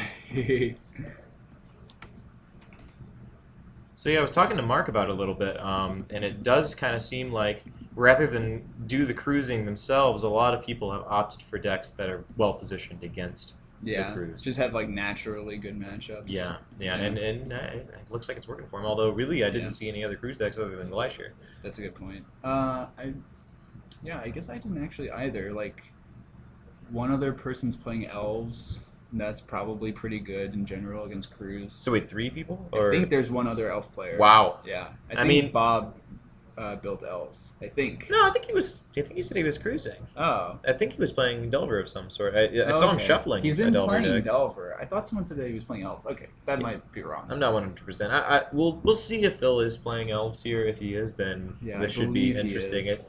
If he is, then I hope one of them is playing an Elder Scale Worm in the board. Because it says you don't win. The Mirror Breaker. I would imagine that the Mirror Breaker is largely like who goes first.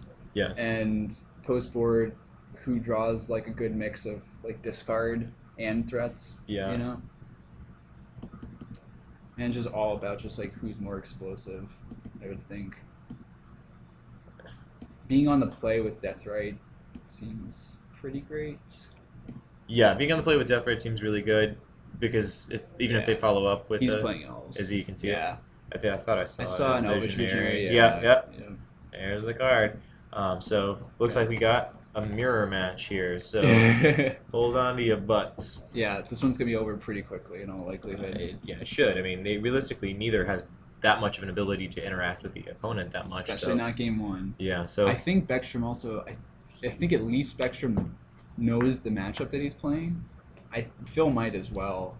So I would imagine that if you keep in game one, it's because you have a fast hand. Yeah. Well, I mean, realistically, you probably want a fast hand all the time, right? True. Like when you keep a hand with Elves, it's probably because it's fast. I mean, post board, you could probably justify a slower hand if you have multiple pieces of disruption. Right. Just to knock them down. Like Cabal Therapy. So we what am I trying to say here? Oh yeah. So Phil, in the past, from what I've seen him play, I know I've seen him play Storm a lot. Sure. Because he was talking to us last night about how he was missing one of his guys' cradles. So it looks like Beckstrom is mulliganing, and they must know the matchup. Like Phil must know what Beckstrom is playing, and they're talking about whether Phil would mulligan as well. Yeah, it seems pretty bad when you have both of the Dryad Arbors in your hand, so you Yeah. can't turn one Green Sun for 0. Right. I mean, Natural Order is super important. It's probably the best card in the matchup, but Yeah. he's not going to be able to play it on turn 3, which is the turn Not that at that matters. rate when you have to play such slow land. Yeah. I I think mean- if you're on the play, you need to mulligan to a hand that can win on turn 3, conceivably. If you can help it, yeah. I mean, realistically, you got to question how low you can go Sure. with these hands Probably to try to 5. find it. Probably 5 at the least. Yeah, so it looks like Phil may have decided to keep here. I'm not 100% sure who won the roll, so we'll see here momentarily when one of them decides to start playing cards. But Yeah. I'm interested to see who can get a better hand here. Yeah. You know, I mean, it could come down to some amount of technical play, but I mean, I imagine in a mirror like this, it's really just kind of a goldfish race. Mm-hmm. You just want to see if you can make your opponent dead before they can make you dead. Yeah, who can hoof him? Yep. And hoofing them's quite good. There are some potential mirror breakers in the sideboard that, like you said, Elder Scale Worm. Yeah. I don't think there are really any others just like that I could think of, at least. No, realistically, probably not. So what do we see? Is Beckstrom going to keep this? Seems like he is. And I'm Also thinking seems like he's on the play. yeah, it seems like he's on the play. He looks like he wants to put one of those cards onto the Yeah. battlefield. All right, Okay. Death Ray Shaman. That's a good start. Is Phil going to feed the graveyard for I Beckstrom? see a Bayou in his hand, so I bet he won't. Yeah, you'd avoid it at all if possible, right? Because, I mean, Beckstrom's on a mulligan. The chances that he even has a second land are not great. Yeah.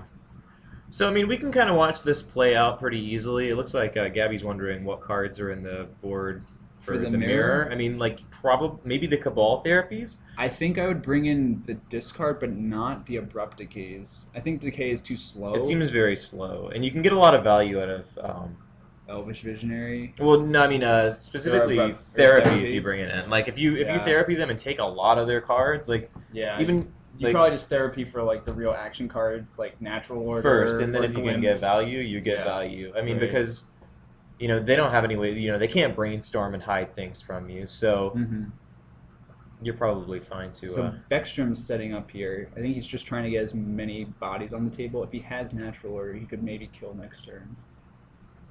And Yeah, frankly, especially- I don't think Phil would be able to do very much about it. no, he couldn't. I mean, especially here if he has a Gaia's Cradle in his hand. Sure, then it's easy. Yeah, If like his two cards are Gaia's Cradle plus Natural Order, then that's quite good. that would be the game. Oh, I don't think that Phil has a fetch land here.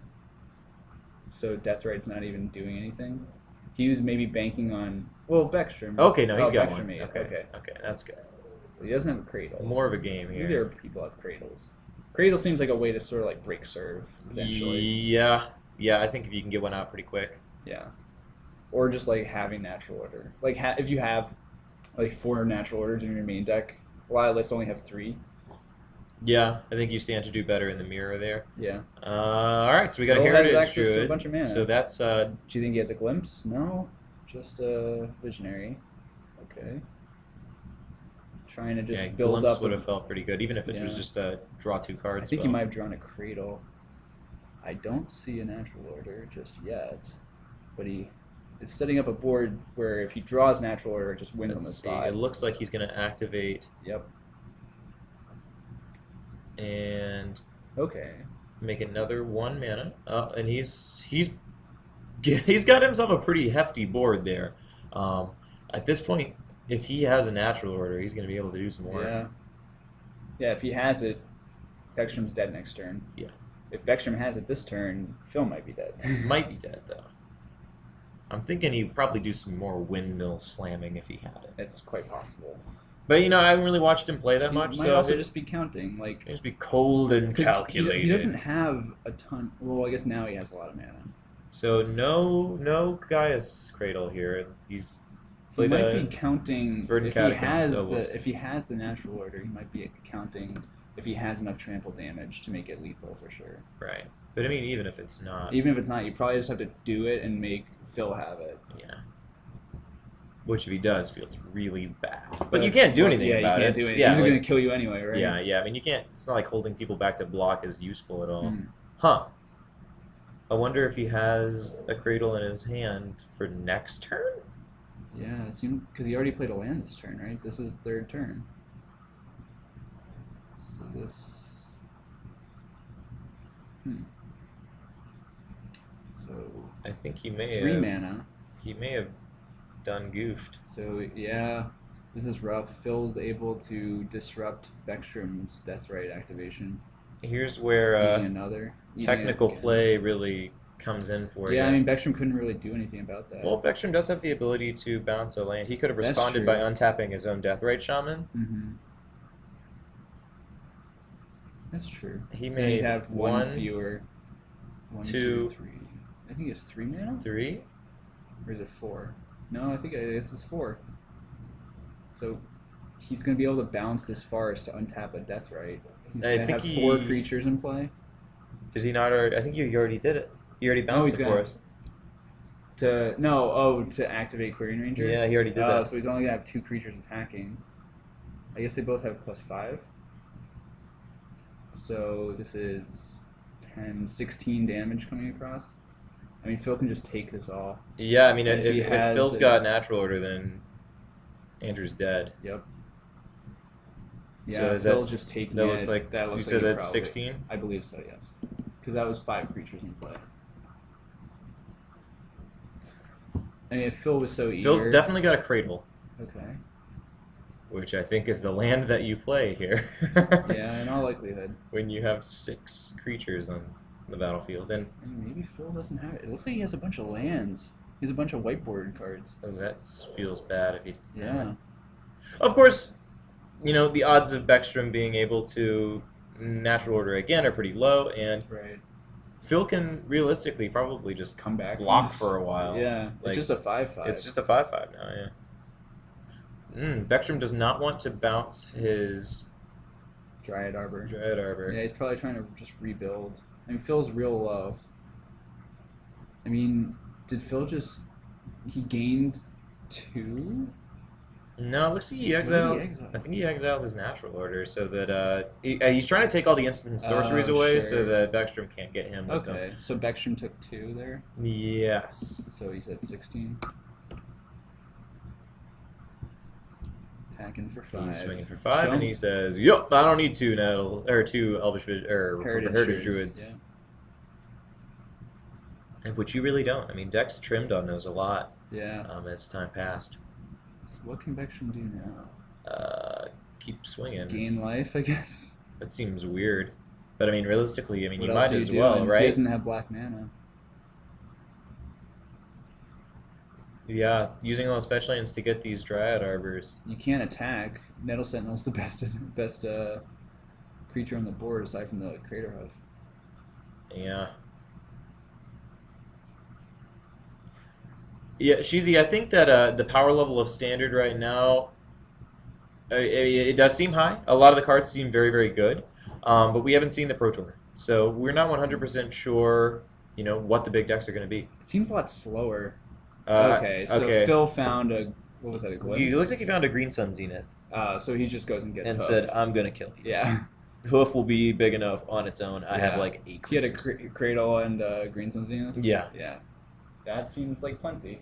It seemed like Beckstrom, his hand was just a little short, right? He mulliganed a hand that he should have mulliganed. Yeah, I mean, and realistically, he can probably just wait a turn and have more guys untapped. He might just be worried about if Phil has it. Yeah, but like, it's tough, right? Because if you're not killing him and he has it, then you're dead anyway. Right. Like, Yeah. you think you just take a little more time to set it up. Maybe he just didn't do the math quite right. That's- Maybe he didn't anticipate Phil eating with Deathrite Shaman to fight, you know? But even then, it was only 1 sorcery. Right. No, I meant fighting over mana. Like, didn't he bounce? Phil Oh, bounced. yeah, I think So that it was 1 fewer attacker than Beckstrom might have been calculating. I think that Phil Phil played that definitely quite well. he teched him out a little bit there. Beckstrom was not using his what is that, Kyrian Ranger? Yep. He was not using the Kyrian Ranger as well as he could have. Yeah, he wanted to use it to make another attacker. He had to use it to make more mana, Yeah. which Yeah. was It's tough. Not what he wanted to do. Right. Maybe he was just hoping Phil didn't see it, or maybe Beckstrom didn't see it. I mean, I have not played the Elf Mirror myself. I don't know if these guys have either. Yeah, but I mean, I think that we've probably pretty well explained how it is, like, right? Like, you gotta have it first, Right. but you have to have it. Beckstrom did have it though. Well, he didn't have it in because he didn't win.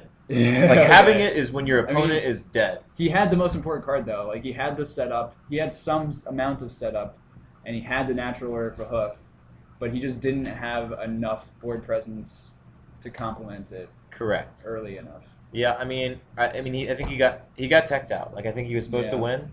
I mean, Phil's draw was more explosive. Oh, he had like 100%. 9 permanents in the board. I mean, having that Heritage Druid out so early, I mean, it made him able to get a lot more stuff. Mm-hmm.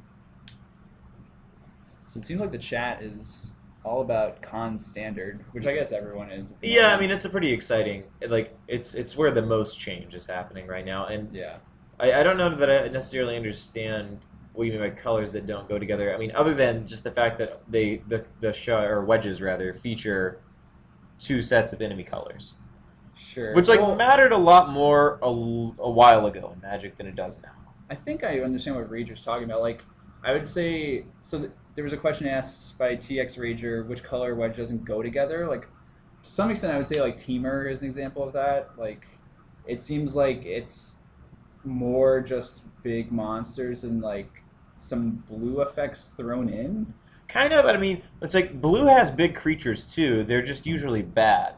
Yeah, and they're usually just like overcosted, unblockable things. Yeah, or like overcosted. Like, it's like if you can like do things for islands or like creatures that don't have island walk, can't blah. I mean, like the other colors, like Abzan, I think makes a lot of sense. It plays how green, black, and white historically has. Junk was always a pretty solid color combination. Right. And a lot of like if you talk about a junk deck, you typically have a good idea of what that is. Right. It's like kind of like a rock deck. Like, you get a lot of removal. You got like pretty solid, powerful guys, and then I think that wedge plays into that pretty well here. Yeah. And I mean, you look at a card like Siege Rhino, and that's exactly what it is. Yeah. All right, so it looks like they've actually already started game 2 very quickly. We can't necessarily see. So yeah, Phil brought in Thoughtseize. That makes a lot of sense. Yeah, and I can't tell what he took, but it does look like Beckstrom has. Looks like a green card. Might be an Elvish Mystic. No. Elvish Visionary, maybe? It's tough. I'm going to go out there and see if they can keep their stuff on the side of the table we can see. Yeah. All right, so back to Phil. Looks like these guys both have kind of slow hands, but they might just be going so heavy on disruption here. Ooh, so Phil really going hard at him with the discard. Okay. Ooh. So Phil is just absolutely ripped apart Beckstrom's hand. Beckstrom down to 18 from a fetch. So it looks like what he took was that Deathray Shaman. Yeah, I'm sure you then said that. Then he flashed it back and took 2 Glimpse of Natures. Oh, so wait, what did he get the He hit the Death Rate the first time, and then he flashed it back. No, I think he Thoughtseize the Or Death Thoughtseize, Rate. then he Cabal Therapied, sorry. So he has not flashed back the Cabal Therapy. Right. So he got the Glimpse. And then, yeah, he got both glimpses with the first half of Therapy. So Beckstrom only has 3 cards left in his hand. I can't quite imagine what they would be at the moment. Yeah, I mean, Phil's not really doing a lot other than stripping his hand, and it's just like a matter of time scenario, I think. Yeah, now it's just like... So Beckstrom's just applied a clock. If Phil has more discard and reactive cards, it's not going to go very well for him. No, it doesn't do anything anymore. Right. I mean, he took 2 glimpses. That's very big. Mm-hmm. The issue here is that Beckstrom's got 4 dudes and a Gaia's Cradle, and he can just draw natural order and kill you. Yeah. Any natural order off the top is just lethal. Yeah. So that's very, very tough. And I imagine all 4 are in the deck. Oh, I have to assume. I mean, it's all about combo here, right? Yep. So it's, you're not gonna necessarily win this matchup by hitting your opponent with your creatures. Right. So here, I wonder if Beckstrom can even afford to attack with anything other than the Nettle Sentinel. You mean Phil? Beckstrom. Oh, he's an Beckstrom- Elf Sentinel too. Sure. Yeah, they both have Nail Sentinel now, and like that eats everything else out of Beckstrom's board. It is a very odd matchup. Yeah. I agree with what Phil did with bringing in all this discard. Yeah, I think he probably just drew more of it at once than he would Right. care to draw. Yeah, you might not want to draw two. You might want to just draw one. Yeah, I really think that Cabal Therapy is a lot better here. Here's a than, glimpse, though. ooh. This might be an Into a Heritage Druid. That's pretty good. Yep. Um, Got so 3 mana. let's see what he So let's gets. see what he can do. Ooh. 2 Nail Sentinels, 2 mana floating still. 1 mana floating, but he can reload at any time. Jeez. Phil just unloading on the board. Anytime that he finds natural order, it might just be lethal immediately. If he can find it. It really seems like Phil just got exactly what he needed out of this game. Yeah, we'll see how. He has a second glimpse too, and now he's just gonna bounce and. If he finds another Nettle Sentinel, what? So he has 4 mana floating. It's gonna activate. I mean, he may just find a Green Sun Zenith at some point here. Yep. He has 4 mana right now. Having 2 Nettle Sentinels. 2 Nettle Sentinels is nuts, alongside Yep. having both Kyrian Ranger and your Yeah, he has just a little bit of everything. and your Wirewood symbiote there is doing Yep. a lot of work. Of course, you also run into the part where you may just draw a lot of lands. and I which think is that what happened. that's what he did. Yeah, I think he has 4 lands in his hand. Now, one thing that I do see in his hand there is that he does have a Gaia's Cradle. Yep.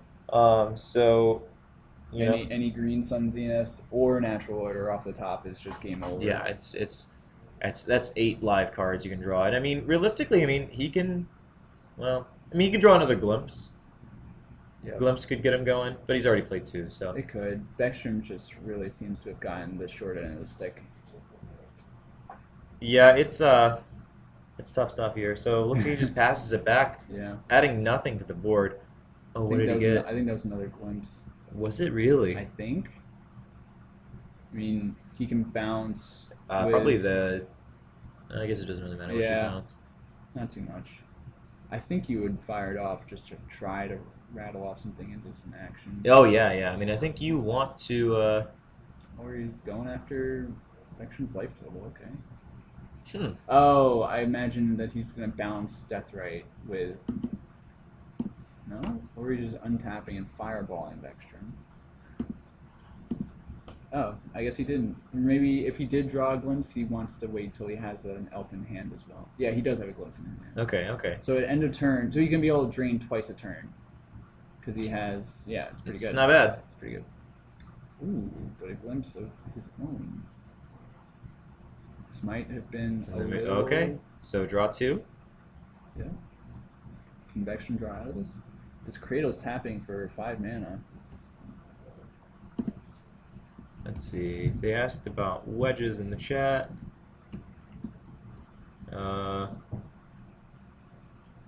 Blue, black, green,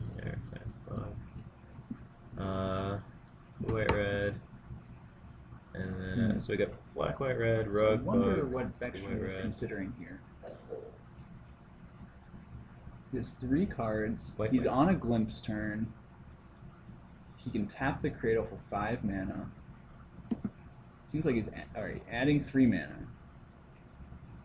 It might be he has a Green Sun Zenith and he's trying to decide what he Trying should to go see find. if he can't. Yeah. Yep. Okay. So that is the case.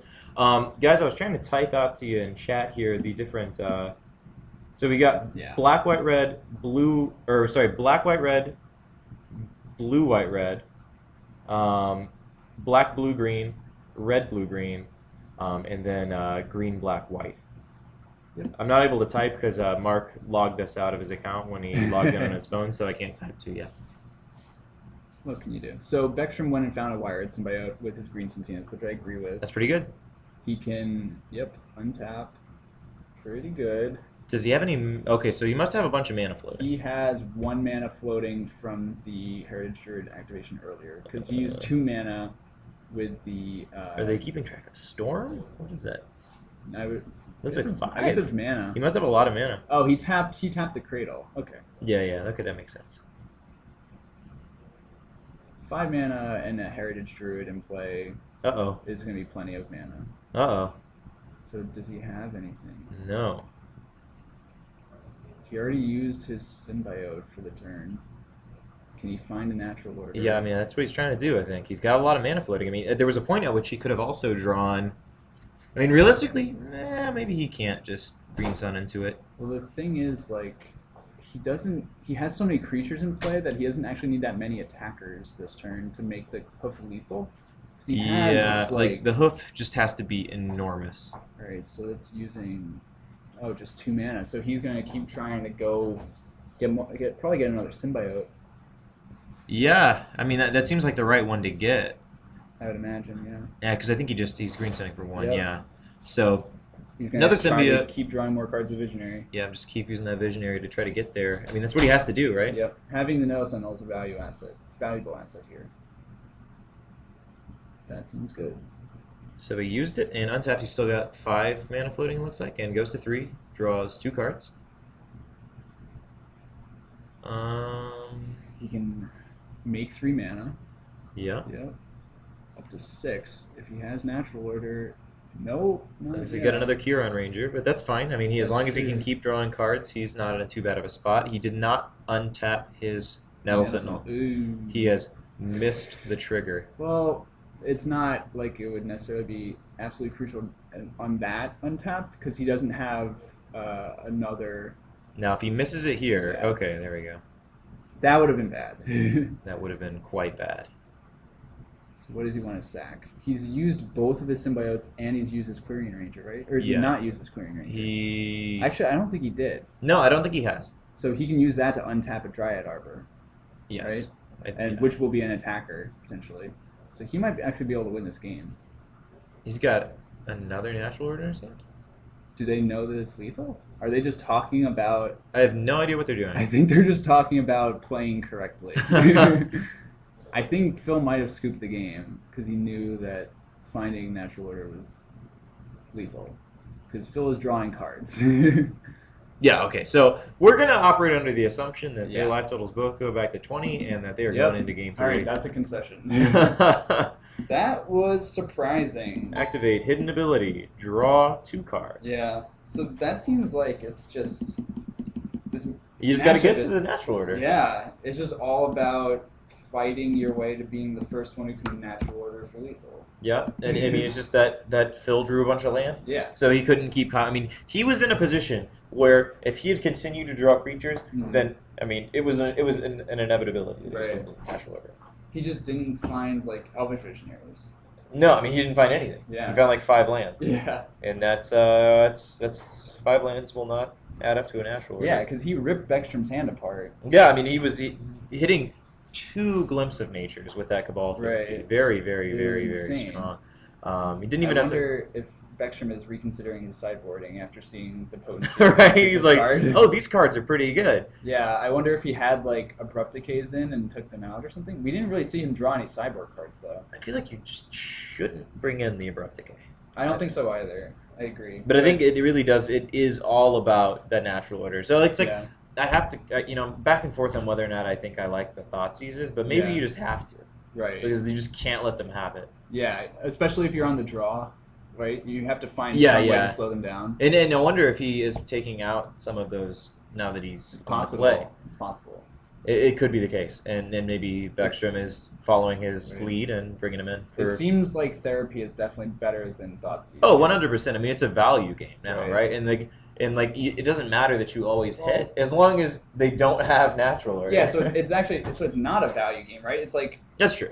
very specific cards matter. Right. If they don't have Glimpse or Natural Order anyway, you're probably in great shape. Right. That makes sense. So I mean, maybe the card disadvantage like doesn't matter. right. Yeah. Throwing away a card just to know that they can't is Yeah. pretty good. And you really got to question exactly which one you name first, right? Do you just turn one Natural Order, just go Natural Order, or It's do you hard, or do you try to take away their Glimpse first? I think you probably it depends what turn it is. Like So if you're turn 1, your Elves, Yeah. you have a Bayou Yeah. and a Cabal Therapy. What do you name? the very first turn. Yeah. I don't think I think I'm playing a 1-mana elf on the very first turn. I think I want to wait on the discard till like turn 2 or 3.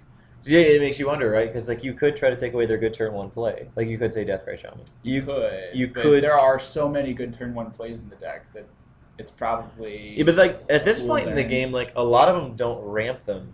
The next They don't. like but- their turn 1 ramp is what? Deathrite and Green Sun Zenith. Yeah. Do they even run Llanowar Elves or anything anymore? Typically, there's like one, Like if that, one in the copy deck. of like Findhorn Elves because you want to be whichever special. whichever one you Yeah, want. whichever one you like. They printed Some like people 5. play Elvish Mystic, and I think that they should. I don't know. You're crazy. You're crazy. I mean, there is a pretty Elvish Mystic promo, and the there Findhorn is. Elves promo is really ugly. I just like old cards. Yeah. I mean, if I I mean- had, I have like a unlimited, just Llanowar Elves. If I had a beta, I'd play it. But He shows him a hand that he will not keep, but it was 3 Glimpses of Nature and a Wirewood Symbiote. Oh, There's looks a like Misty, right? Beckstrom's not keeping his either. So they're just talking about the mirror now. So they're both looking for explosiveness and disruption, and neither of them had a hand that did that. No, they both had pretty dirtily hands. I mean, I this also- is one of the issues of Elves is that it mulligans kind of a lot. and it doesn't mulligan that well, per No. se. I mean, you really want all the pieces. It's kind of Right. like similar to Storm in that way. Like, it doesn't Yeah. mulligan well because you need just card volume. Yeah, it reminds me kind of Mono Blue and Standard this past year. Or you just, like, as you have fewer cards in your hand, the deck just, like, the chances of you being able to do well. You need more creatures in play, but you also need like 4 lands, and the likelihood of these things going together when you go to 6 or 5 cards Right, just right. get increasingly low. Right, which is like that's like why this this deck that curves out at 4 was playing 25 lands. Yeah. It's just so important that you hit those land drops. But I mean, of course, once you have Thalia, matters a little less. But or not Thalia. Sorry, I always mess Thassa. up Thalia and Thassa. Yeah, Thassa is a pretty awesome lady. Greg's 2 non-IRL loves. Thalia and Thassa. Yum. That sounds like a great day. All right, so turn 1 Thoughtseize. I wonder if Phil Seen this didn't- one before. I wonder if Phil just didn't have another play. So So what do you take here? I don't even know if you take natural order. Well, it's weird, right? Because like Do you take Elvish Visionary?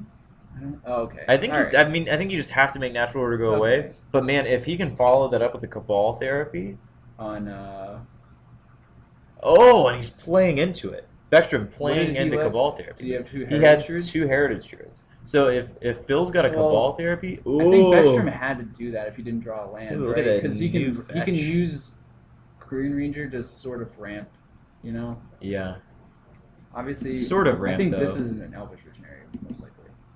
Cons of Tarkir, yes. Cons of Tarkir. Thank you, Andrew Beckstrom.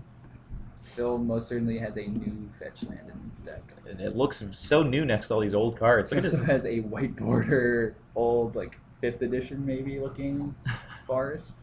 I don't even know what set that's from. So he went ahead with the All right, Elvish Beckstrom drew a Visionary. land too. That's important. He needs more mana. yeah. So I mean, he can start doing some pretty cool things this turn. He's got 2 heritage druids, if nothing else, in his hand, which can then start ramping him in mana. Yeah. So he can apply more to the board. I mean, having more on the board for when you are able to draw probably that natural order is pretty big. Although, yeah, I the guess issue there's is if you draw Glimpse, right. then you want feel more in your sheepish. hand. Right. It's tough, but like in this matchup, since it seems to be so much about natural order, I mean, it's Yeah. like it seems like you want to have the dudes ready, For it's like if you ready to draw it. go. Yeah, it seems like Beckstrom agrees with you. He's probably gonna leave himself some amount of action in hand. He Yeah, I still mean, has 2 cards. You leave a card or 2 in there. I mean, well, from here you can't really go anywhere else. I mean, I Right. guess he could with the Kieran Ranger. Let's see. So what do you got left? Oh, you threw it too. No! You threw it. Oh, my he God. drew it. He was gonna kill him. Well, maybe not kill Wow. him, but he would have been He's in a gonna very be good real spot close. if that had been the case there. I So mean, Beckstrom's not out of it. He has another Visionary, which is one of the better cards at the moment. I yeah, think you have to play it. Maybe not. I mean, it's just like if Phil has any sort of good cards, Does in he his go and hand- get a Dried Arbor? Yeah. Okay. Yeah, I mean, it's like, does Phil have explosiveness now, or does he have more reactive or did he? cards? Well, not even more Or just- proactive cards, Sure. but not combo pieces. Right. Being the important part there. So Beckstrom draws his card, and it looks like it's not something he'd like to apply to the board. Yeah, I mean, if it's just a random 1 mana elf, he might hold it in case he draws a Glimpse. So Because another 1/1 doesn't really make a difference at the moment. I think that Phil might have a natural order in his hand. I think I might have seen a natural order. So do you think Beckstrom brought in all the discard and is just getting unlucky and not seeing any of it? Yeah, I don't know. I mean, he hasn't seen a single piece, if he did, Yeah. in either of these past 2 games. So I know he has like. Oh, I think a glimpse there on Phil's side. And to answer your question there, Smashing Lemons, yes, I am glad fetches are back because I want foil ones that don't cost $200.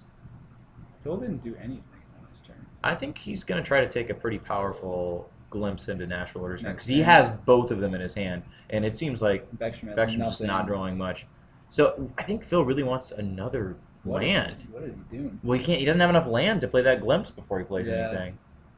So he's waiting for next turn again? I mean, if he draws a land next turn, Probably fetches for Dryad Arbor end of turn. yeah, if he draws a land, then this game is over. If he has a Fintorn elf. Oh, okay. Glimpse. Okay, so we're in this. There are still 2 copies Gonna of have to hit some gas. Night Smashing Limits.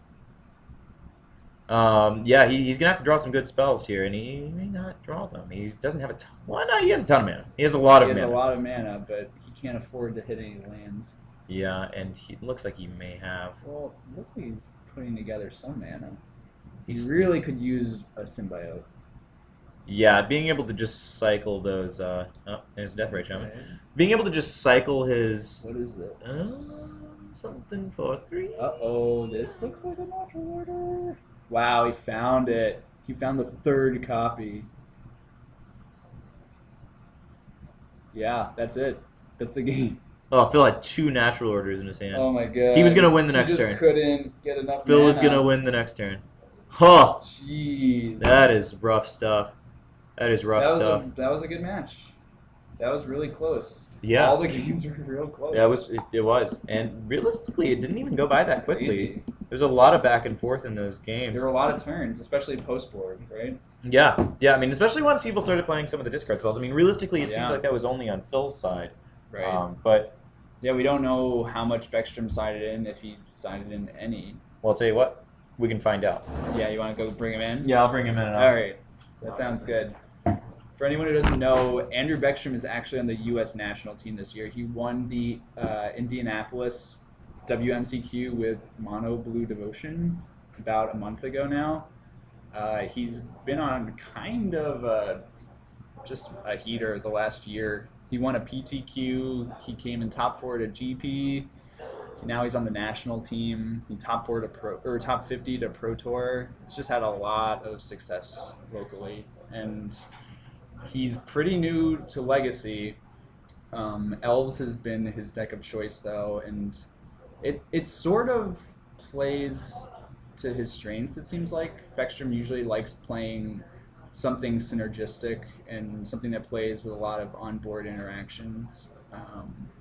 So it seems like it plays to a lot of his strengths. It seems like he knows what he's doing with the deck from every match we've seen on camera. I'm curious to see what his sideboard strategy was for the mirror here. I would have to imagine he at least brought in Cabal Therapy. I don't know if he brought in Thoughtseize. It seems like a fight worth taking, but what can you do? Greek is the gods. Sorry for changing my hair. I'll try to make it look better next time. What can you do? Anyone else? Why do Greek is the gods also wonders, why do I tune into the weirdest mirrors? What did you think of that mirror match, Beckstrom? It was weird. It was a lot slower, but he had a lot more discard post board than he had discard post board, and Right. and I think I don't know. I can't speak from everybody, but from Yeah. the little I know is that you might want it on the draw, and you probably don't want it on the play. So you did not have it in your deck at all? I had it on the draw for game 3, but I Okay. didn't have it on the play in game 2. So does Sure. everybody want to know why I punted so badly in game 1? What, with activating the Death Right? Or activating... I had to activate the Death Right to get to 4 mana Uh-huh. if I still wanted to cast the Natural Order. Right. I just could have fetched the basic land instead of the Instead Dryad Dryad Arbor. Yeah. And I was just like so tuned You into just like didn't have enough attackers then, right? yeah. So if I don't fetch, I don't even need to play a land period. Well, I need to play a land period that turn. Right. The play You I don't have to crack it yet. You can see what he does. Or I guess you have to here's get- the play I should have made. Okay. I had a land and a Dryad Arbor. Uh-huh. with a Kieran Ranger in play. Yeah. I can tap them both for mana. Yeah. I can bounce the forest back to my hand, untap the Replay. Dryad Arbor, replay the forest, tap 4 mana. Yeah, that's 4 And mana. 4 mana that he And then can't just- interact with Deathrite Shaman. And then just sack the Dryad Arbor. I have 2 Deathrights, a Kieran Ranger, and a Craterhoof Behemoth. And Yeah. that's plenty And of you damage. just didn't have enough attackers after he I just untapped with Green Ranger. with all of the mana I had, I was just like, oh yeah, I've You got just plenty made of the mana. in the only way you shouldn't have. Yeah, I mean once the Deathrite fight starts, I have to like keep fighting. Yeah. But Yeah. Thanks. how brutal was Live and in learn. game 2 that therapy? That was pretty good. Holy cow! I mean, I think- obviously got super lucky. Yeah. So the one thing I was gonna say is that game 1, Mhm. it was a tough call to mull. I don't know if you saw my hand. Yeah, you didn't have. You had both of the Dryad Arbors, and you couldn't Green Yeah. Sun for it. I just was never going to have. I mean, You weren't gonna have a good Green Sun No. turn and on a relevant turn for a game 1. yeah. If there was a Dryad Arbor still in my deck, I would Yeah. have probably kept that. So we hand. were speculating. Did you both know what matchup you were playing? Yes. Okay. That's why we were so open yeah, about that was it. very Yeah, that's why We I weren't showed sure it. at first, and then you Yeah. guys both showed. So So I mulligan to 6, yeah, and then I'm like, I get a good 6. Like it's Yeah. got lots of fast mana. It didn't have anything else exciting, but I had plenty of live draws there, and so like my first draw step on like turn 2 was natural order, and so I was like, Seems all right, I good. deserve to win this game, and then I just punted horribly. serve. Well, I mean, if you make a really tough mulligan call that most people Sure. would keep, Yeah, I don't know if that hand's as close as you're saying. maybe it's not close. Yeah, Why? Like it just doesn't do anything, right? I see people. It's like, what is your sequencing there that like does something? No. I think it's actually like probably a clear mulligan, but It my looks okay. my track kinda. record with most Magic players is that if you give them a hand with 3 lands and 4 spells on curve, Snap it off. they snap it off. Yeah. Which, and most of the time, you would snap it off. Yeah. But in that case, it was It just like, doesn't very bad. actually. yeah. Because I would imagine knowing that matchup, you can only keep a hand if it can win on turn 3. Like Yeah, I mean, realistically. yeah, that's what we were saying. We basically said the same thing when we were talking. It's like it doesn't. You might not be able to goldfish a turn Yeah. 3, but just like realistically, have a sequence of draws that could lead to a turn 3 kill. yeah, without too much effort. And then game 2, he bricked super hard in his glimpse. Yeah, that was rough. I think he had 4 lands in his hand at the end of the double glimpse turn. That was the most awkward time for me to draw my 3rd glimpse. Did you get that turn where Yeah. I have Green Sun Zenith? Mm-hmm. I can make like 7 mana with Cradle Yeah. and the Arbors in my lands, and that just like doesn't get anything. Right. So I want to wait a turn. I have like Heritage Druid, 1 other Elf, and a Wirewood. Yeah. So that doesn't really make any mana. Nope. So it's like, okay, I've got all of these outs to get Heritage Druid online to make up to 9 mana so I can Yeah. Green Sun Zenith, and I drew. Like Glimpse. the only thing that doesn't It just doesn't do Yeah, anything. yeah. I thought I like maybe had to just try to YOLO, like, because what ends up happening there is he then goes off on his turn, like with Glimpse, and he doesn't get there. Mark and I remember that game. Okay. I thought my chances were better if I don't go for it. Right. Like the sequence I could have gone is I could have gone Glimpse, get Visionary, like hope to hit Wirewood Symbiote, and then get the ball rolling from there. Yeah. And I decided that was Right. not going to do it. Well, All right. it looks like we have another match we can put game 3 on for, actually. Sweet. Does Kyle want to get back in? Yeah, you mind if Kyle scoots back in? All right. Thank you for stopping in. Our U.S. Magic World Cup future competitor, Andrew Beckstrom. Woo. Play Jessica Ascendancy. All right, so player 1. Yeah, Is switch this Mark- back over there. Are you faster than this than me? Nope. Boy. Probably not. All right, let's also go down to the match. It's at the top or bottom, rather. Bottom. The desk.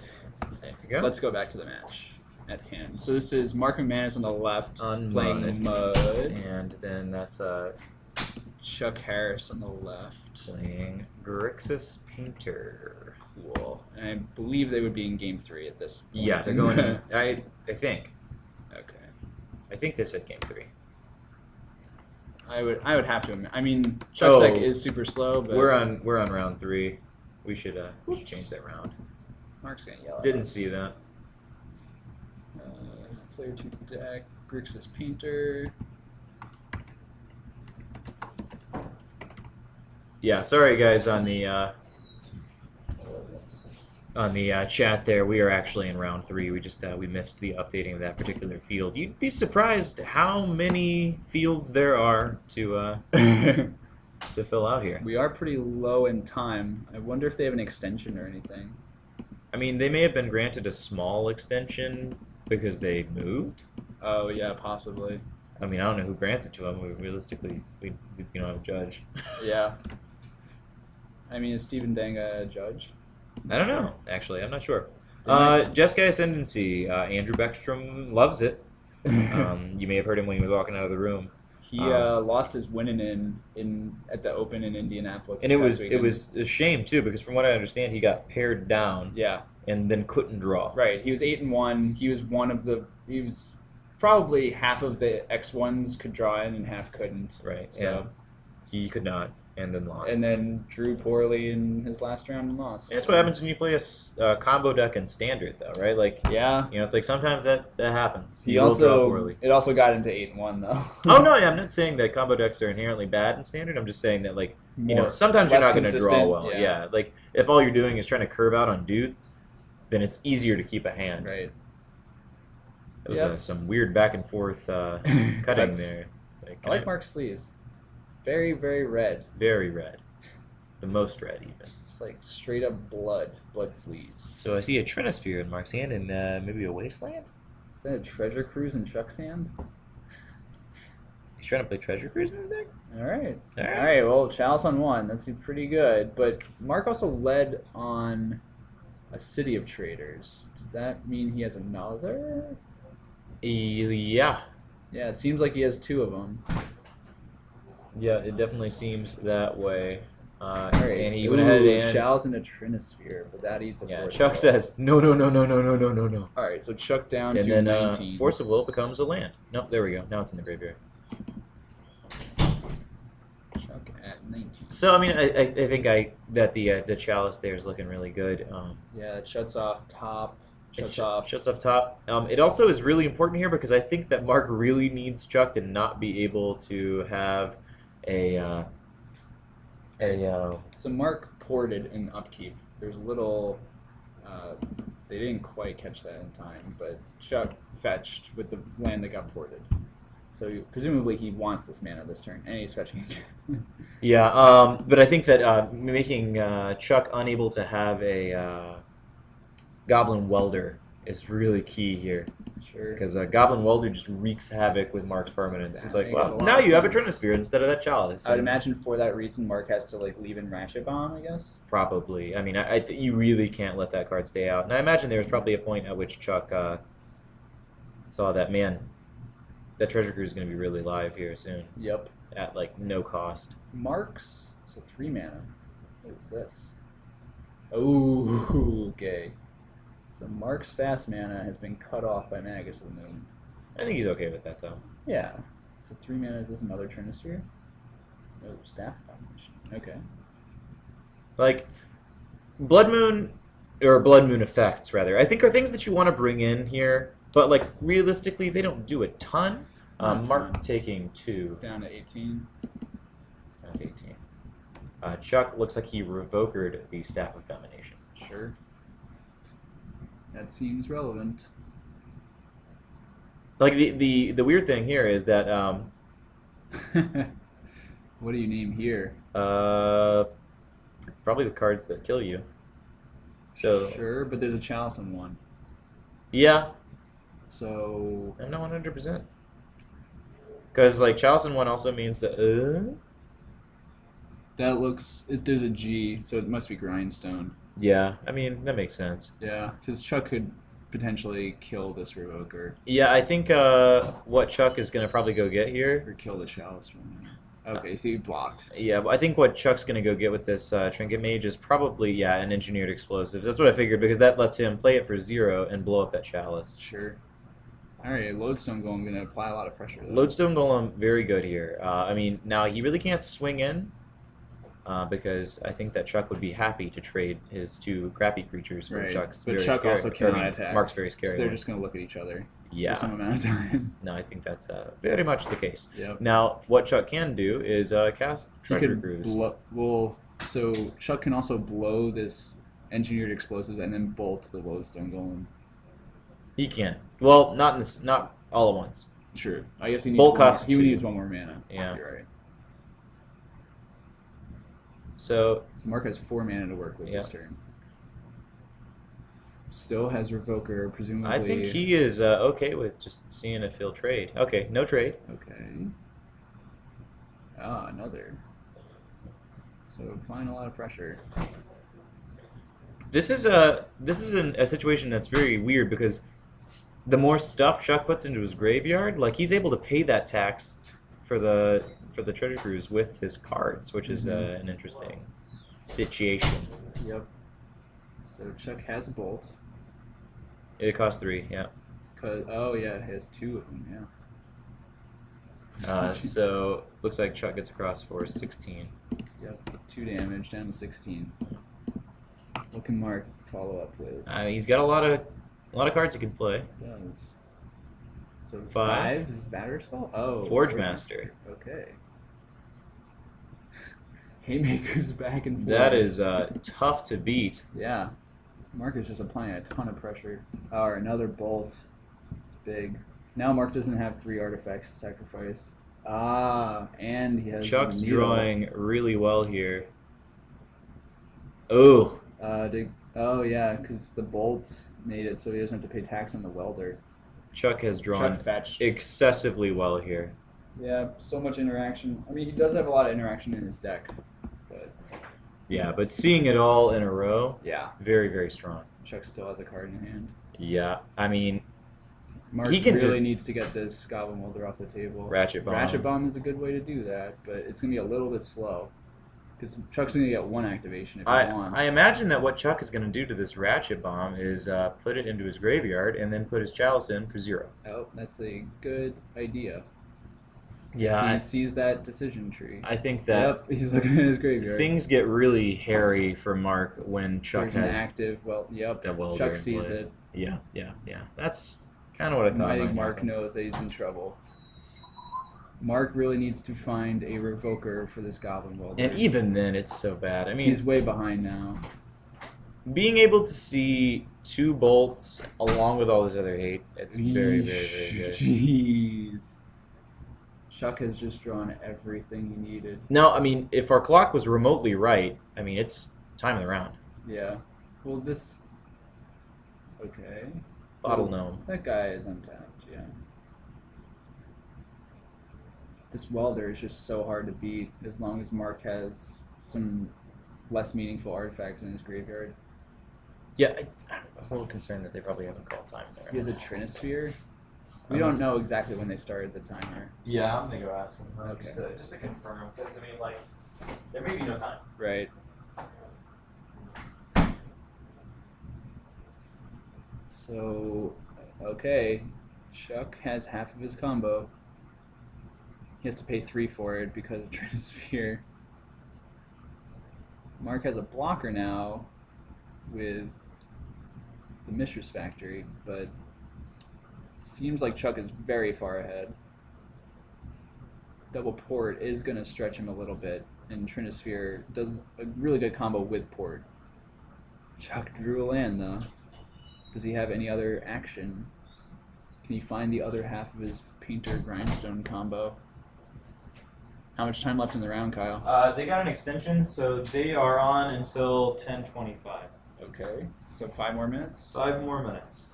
I wonder if they can do anything on this board state, though. Yeah, I think that Chuck's gonna have to combo him, and he's Yeah. got 1 piece. Right. Yeah, I mean, I mean, Chuck just needs a way to tutor, right? if Mark draws a Revoker, even then that's bad. He has to draw 2 Revokers. Because he has to name Welder, and then he has to name Grindstone. Yes. And Additionally, one of his is already in the graveyard. yes. Yeah. So he probably has 3 left in the deck. If he activates his Mishra's Factory, Chuck can make it into a bottle gnome. That's a good point.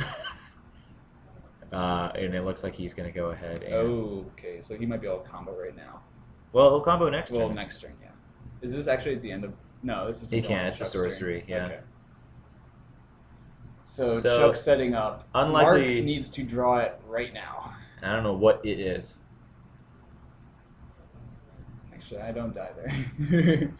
Because, yeah, Revoker doesn't do anything. We Is can't that see those Spine cards. of You're his- not holding it I in front of think the I think camera. that's a Spine of his looked like. So it might have been, like, Spine would help, but he can't play it because he doesn't have enough mana. He only has 5 mana. I mean, Spine would do it, but he can't play it. You are correct. I saw Warmac showed up in the chat.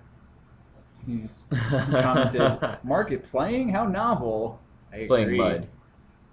Oh, sure. Greg can't read.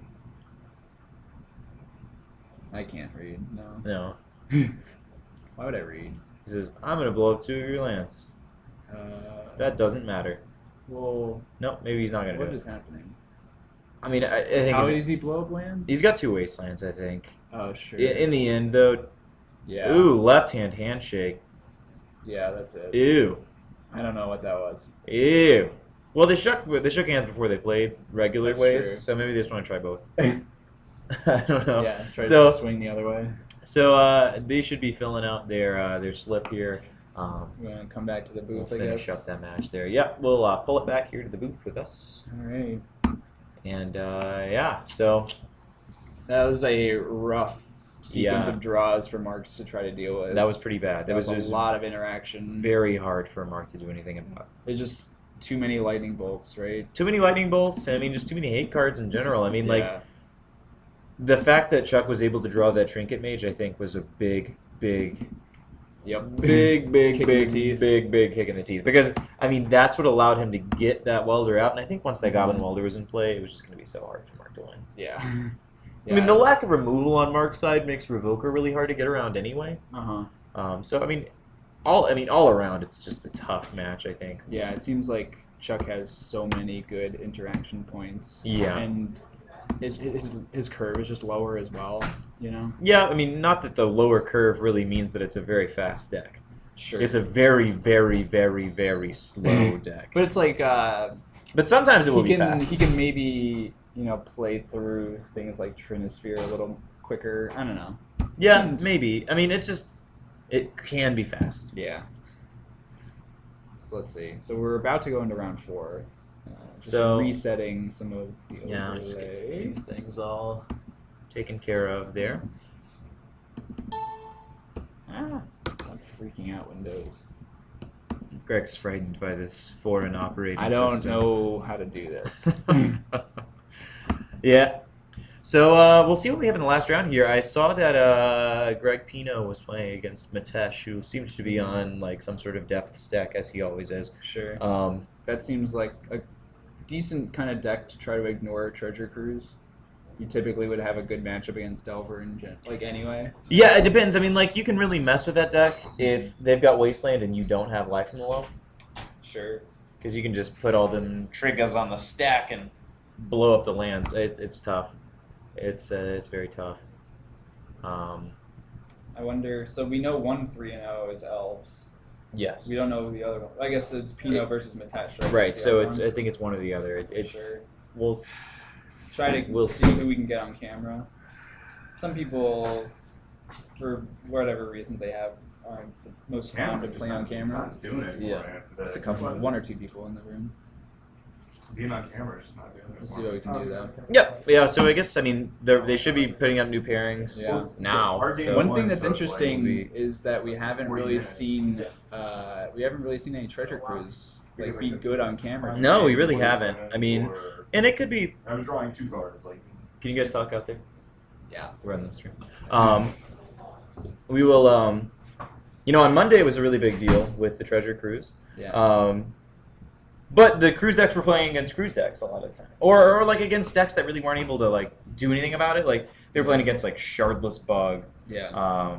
You know, I played against you with Death and Taxes. You played against another cruise deck. I mean, like Yeah. realistically, cruise didn't enter into it in like in a super meaningful way in our match. It was mostly that I drew 2 True Name Nemesis Yeah, that was rough. that made that end.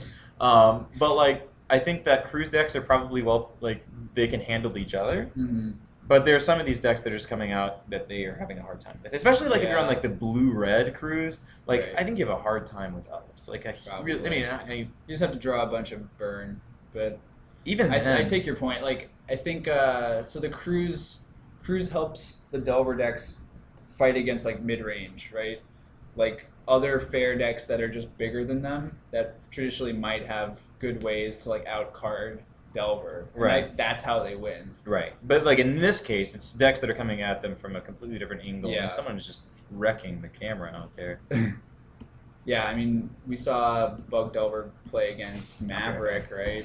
And Maverick is just going over the top in a different, not in cards, but in bigger creatures, bigger, more meaningful creatures. Right. Let's see what we have going on in the chat. I guess we could say that Treasure Cruise has not quite gotten afloat yet. Yes, we could say that. Maybe we will later.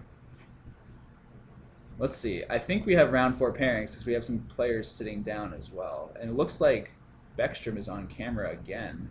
It seems like we might actually have our 2 3-0s playing to entertain us. How's that look? Let's see. Let me take off the... It looks okay if it could come out a little more. Come like away from the table a little bit. Yeah, we're cutting off the bottom of the camera. Okay.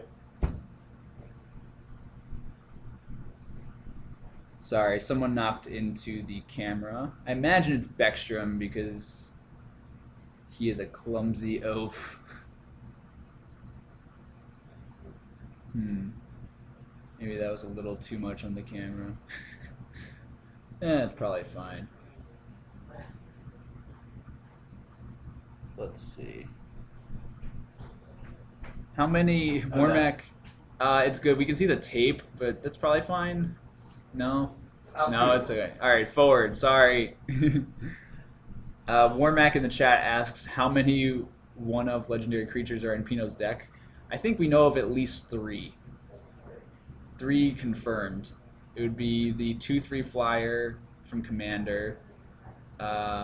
We know about Rafik of the Many, and we know about Edric. Those are the 3 that really have stood out. He might have more that we don't know about. How's that? We could still see half of the tape. That's fine. Okay. We'll be okay. Yeah. So it's nice. So the 3-0s, they probably split, but are just playing to see who's the true winner of tonight. Yeah, I mean, I'm not 100% sure which is better positioned. Which deck? Yeah, between Elves and Bant Maverick. I would suppose it's Elves. I would think. I mean, like how many really hateful cards could Maverick have? well, I mean, he's playing both black and white. I am fairly confident that he has Zealous He Persecution doesn't in his have board. black. He has Deathwing Shaman in his deck. I thought he's Bant Maverick. I guess he does. Yeah, have maybe Death he doesn't Ray. have any black. I think he might have like a black land just to activate Death Ray. So at that point, maybe he doesn't play Zealous Persecution or Golgari Charm. Right. I mean, if you do have black and white, then you're probably going to play. I imagine he has a plan ZP. for Elves, but it might not be as potent as if he had access to black sideboard cards. I agree. Yeah, I mean, it's just like because Thalia's not doing it. Yeah, it's not terribly good. Yeah, so you'll make him pay a little bit more once. Wormack, a lot. I think is one ofs. I mean, there are probably 4 Thalia, but he's got Rafik. I think he has Edric. I answered that question. Oh, did you get it? I think it's Rafik, it's the 2/3 flyer, and it's Edric. Those are the ones that we really know about. All right, so Pino. Is that Sylvan Safekeeper? It is. So we've already kicked off the game. So we have both players down to 19. Pino has a Sylvan Safekeeper. For those of you that don't know, Sylvan Safekeeper lets you sack a land to give target creature Shroud until end of turn. Yep. So you can protect your Mother of Runes or something like that. Right. If your Mother of Runes can't protect herself. Yeah. Beckstrom wisely fetching up basic forest here to protect himself from Wasteland, which Pino immediately has. Yeah. I think that in this match, especially if you got Deathrite Shaman, Right. like Deathrite Shaman's going to be a really good play for Beckstrom there if he could have kept it alive. Regardless, I think, just because being able to eat lands out of Pino's yard is going to be pretty meaningful here because that means the Knight can't get much bigger. Sylvan Safekeeper coming in for 1, dropping Beckstrom back down to 19 after he gained a life from Swords to Plowshares. Ooh, man. Beckstrom only has 1 land though. He was kind of banking on that Deathrite, it seems. Yeah, that's So you got to keep hands like this with the Elves a lot of the that's a time. bad spot there. All right, Pino coming across for another point of damage. Beckstrom does not want to trade. He needs a board He full needs of to just dudes. play some more Elves. Yep. Thalia's out. Not a particularly impactful card in this matchup. No, but Um, it can hurt a Glimpse turn, especially if Making you Beckstrom pay 1 more. If Beckstrom doesn't have lands, you know. Right. I mean, if you can play 2 more 1-mana Elves, Something like Quirion Ranger would be huge here. yeah. Like, I don't.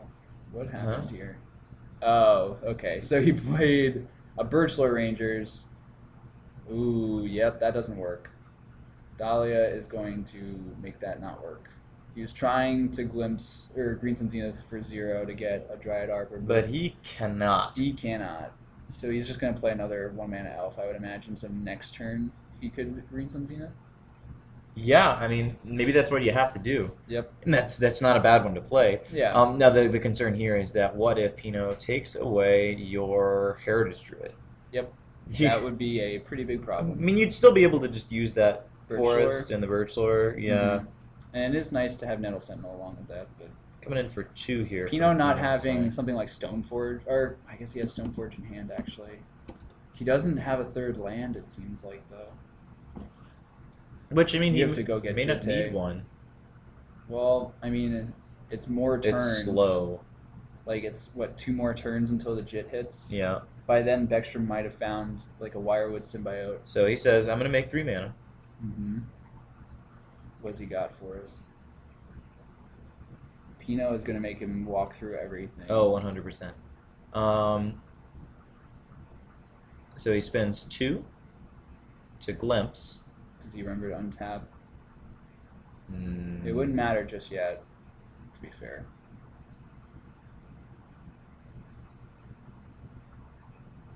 Uses 1 floating. Okay. To play another Heritage Druid, okay. So he drew a card. He's got... Does he have lands? He has no mana floating. No, he mana. doesn't have any mana. Add 2 mana Oh, yeah, because he can... using Birchlore. And he draw untaps, draw 2. Sure. He still can make a mana with Birchlore. This is one of the reasons I really like Birchlore. Yeah, I mean, it's nice in a pinch, I feel like, Yep. when you just can't get 3 You elves. just can't get started. Yeah. It helps a lot. And it looks like it's working for him here. He Yep. plays a, that is a looks like Wirewood Wirewood symbiote. That is going to make the Jitte a lot worse. I mean, you just kill the Wirewood symbiote. If he can. Oh, right. Because he does have a blocker here. Yeah. Oh, wow, actually. Cradle might just win the game this turn. Cradle just made 6 mana, I think. 1, 2, 3, 4, I 5, think there's 6. an elf under it, right? Yeah, it's 6 mana. He then went to 5 mana to play that Heritage Druid. Beckstrom always arranging his cards very nicely for us. Yeah. You messy boy. So he has access to even more mana here. The question is if he can do anything with it. Yeah. Has he found a real action card? So he's using Symbiote. He's and- activating Heritage Druid. So he has more mana again. Unfortunately, the dice keeping track of mana are just off camera. And he plays another Heritage Druid, drawing 2. Visionary. Visionary, sorry. He bounced it to his hand with Yep, the yep, Symbiote, yep. so he's just trying to keep going. He's And found plays another one, draws 2. Draw 2. Yep. Yeah, this really does seem like a matchup where Elves is pretty favored. Yeah, I agree. I really think it's like Pino not having. Well, I guess we'll see what meaningful sideboard cards Pino can have here. A Green Sun Zenith for... Green Sun, I think he might have had a lot of mana up there. It's very well that it's possible, yeah. I imagine. Oh, okay. Oh, no, just so for he's one. Just going, trying to keep going. And I might mean, he not have- definitely can keep going. I mean, he's Yeah. got more mana floating. We can't see because it's right off screen here. Right. Having the Nettle Sentinel going along with Heritage Druid is just bonkers. But, and then there's another Heritage Druid. Jeez. He's going to have to discard. It might, yeah. I'm just going to keep calling all these cards the wrong name. Yeah, they're all elves. Most Well, of them most do. of them are elves. Most of them do similar things, except they all do different things. I know what Wirewood Symbiote is, and that is not an elf. Uh, He does have a Jit in his hand. Gibbous, yeah. So Gibbous in the chat mentions he should have a Jitte. He does. Pino does have a Jitte in hand. He did not have a third land. And Beckstrom is doing all of this on his own, I think, fourth turn, through a fair amount of interaction. Pino is okay.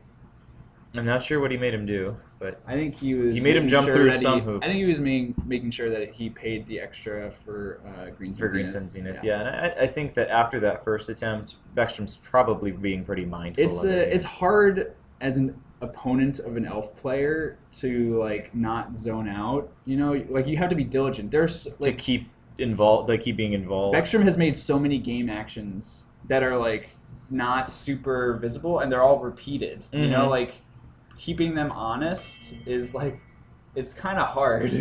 Right. It's like you kind of have to be proficient at the deck yourself to just like even know what's everything Right, to that's be able happening. to like tell what's going on. Yeah.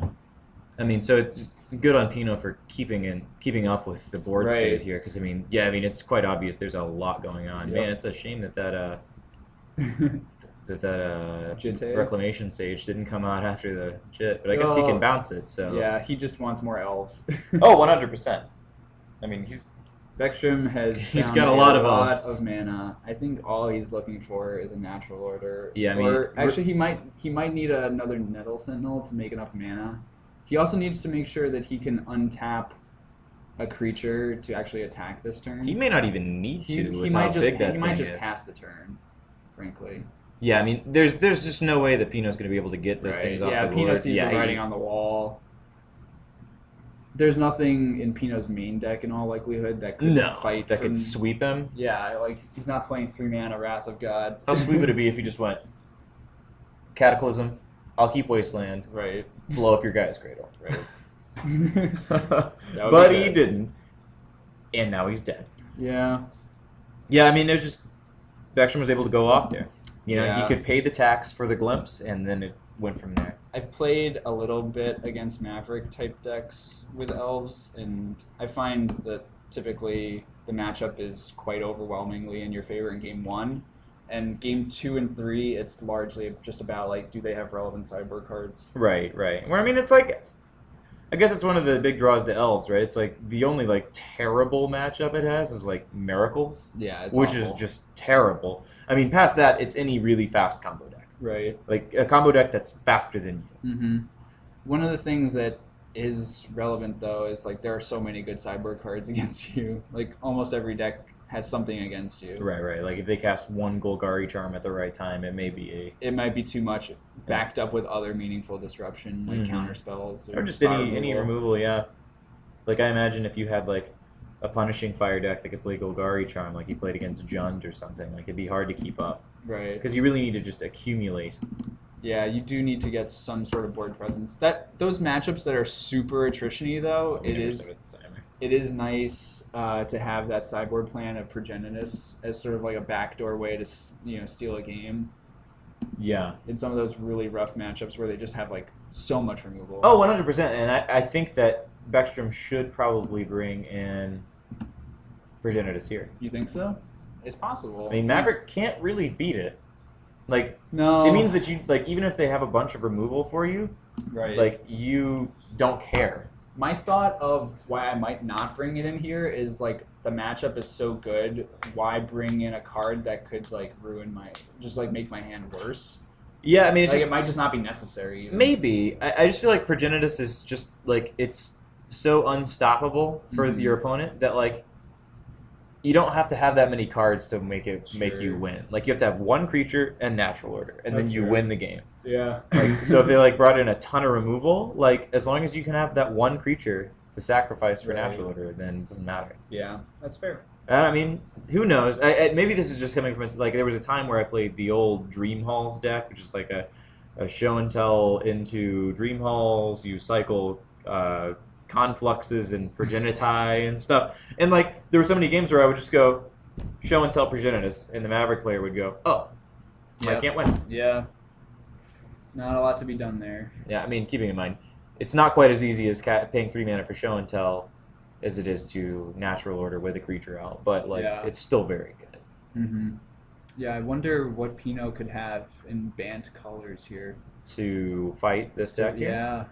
So Pinot down to 19. Yeah, it's weird, right? Like, you gotta wonder if he has, like... I mean, like, if I had to guess what it was with Pinot, like, if I had to guess, my guess would be that he is running a moat in his deck and planning on winning with a single Birds of Paradise and a Rafika the Many. Sure. Why not? I think that's the tech level that we would have here. Yeah, Pinot does. He thinks out these decks. He's got an Orzhov Pontiff in his hand, it looks like. Okay, so he does have enough black mana. So he's like a 4-color mana. Yeah, attack. it looks like he's in 4 colors here. Oh, Ethersworn Canonist. That's pretty good. I mean, what happened last game can't happen if Yeah. Ethersworn Canonist is in play. So yeah, I mean, your thought of bringing Progenitus might be really good. Seems pretty good here. Now, it's a matter of whether or not Beckstrom did. Mm-hmm. I mean, if it's not for this matchup, I don't know what matchup it's for. Right. Like, I don't know where you'd bring in Progenitus if it isn't here. Have we actually seen blue mana out of Pinot today? Are we just assuming that he's banned because he's been banned for the past few weeks? Is he just junk today? He might have just traded blue for black, in which case, my apologies, people on the stream, if you've been waiting with bated breath for an Edric or something. Maybe he that loss to Greg on Monday this week was just too much. Just too much for him. He said, "Nope, I don't want to play Rafika the Many anymore. That costs 4 mana." So yeah, bringing in Abrupt Decay, definitely right for Beckstrom. Yeah, no, I think so. I mean, you got to expect that this Maverick deck is going to play a lot of like one of Green Sun Zenith targets and stuff like that for you. A lot of the hate cards are going to be permanent based. Yeah, because I mean, they just don't have the room to bring in a lot of spells if they are running 4 Thalia. Now, realistically, they probably take Thalia out here. Yeah, probably most of the copies. So Pinot is Green Sunny for 2. I would think he maybe gets Teague. My assumption is Gaddock Teague. Maybe Spirit of the Labyrinth. Probably Teague. Well, Spirit of the Labyrinth is not a green card. Oh, you're right. So he can't get that. But Teague's really good. Yeah. So he's turning off Green Sun Zenith and Natural Order. Which is, I think, what you want to turn off, right? Like, those are the 2 big ones. Tutoring. Now, I mean, his opponent could just take over the board. Jeez, he just has the Spirit naturally. Then a Spirit of the Labyrinth. That's tough. This might be too many things to Abrupt Decay. Yeah. Yeah. He can't Elvish Visionary. He can't Green Sun. If he just has the Reclamation Sage, that's pretty good. I mean, but even then, I mean, all that turns back on is Glimpse. Yeah, and Elvish Visionary, but I take your point. But I mean, he has to have exactly that single copy of Reclamation Sage in his hand. Right. He's like, what's this guy do? Oh, yeah. Okay, well, pretty good. My spells don't work. Let's untap those lands. Yeah. It's tough. And Green Suns. The hate is very, very real right now. I mean, like, I mean, the nail in the coffins if Pinot just draws a Stoneforge Mystic or the Jit. Yeah, I mean, like, it gets bad from there. Right. I mean, he doesn't have the best clock yet. Right. But, like, realistically, I don't know if he needs one. Well, he needs to do something eventually. Yeah, but I like I said, I think I saw an Orzhov Pontiff in his hand. Sure. So like if Beckstrom, see, look, he commits 2 things to the board. Like if you just take what he's given you and just, I mean, it's gonna get really bad. Yeah. If he just kills all his guys. I would imagine he plays it right now because he's gonna kill a Heritage Druid and a Symbiote. Yeah.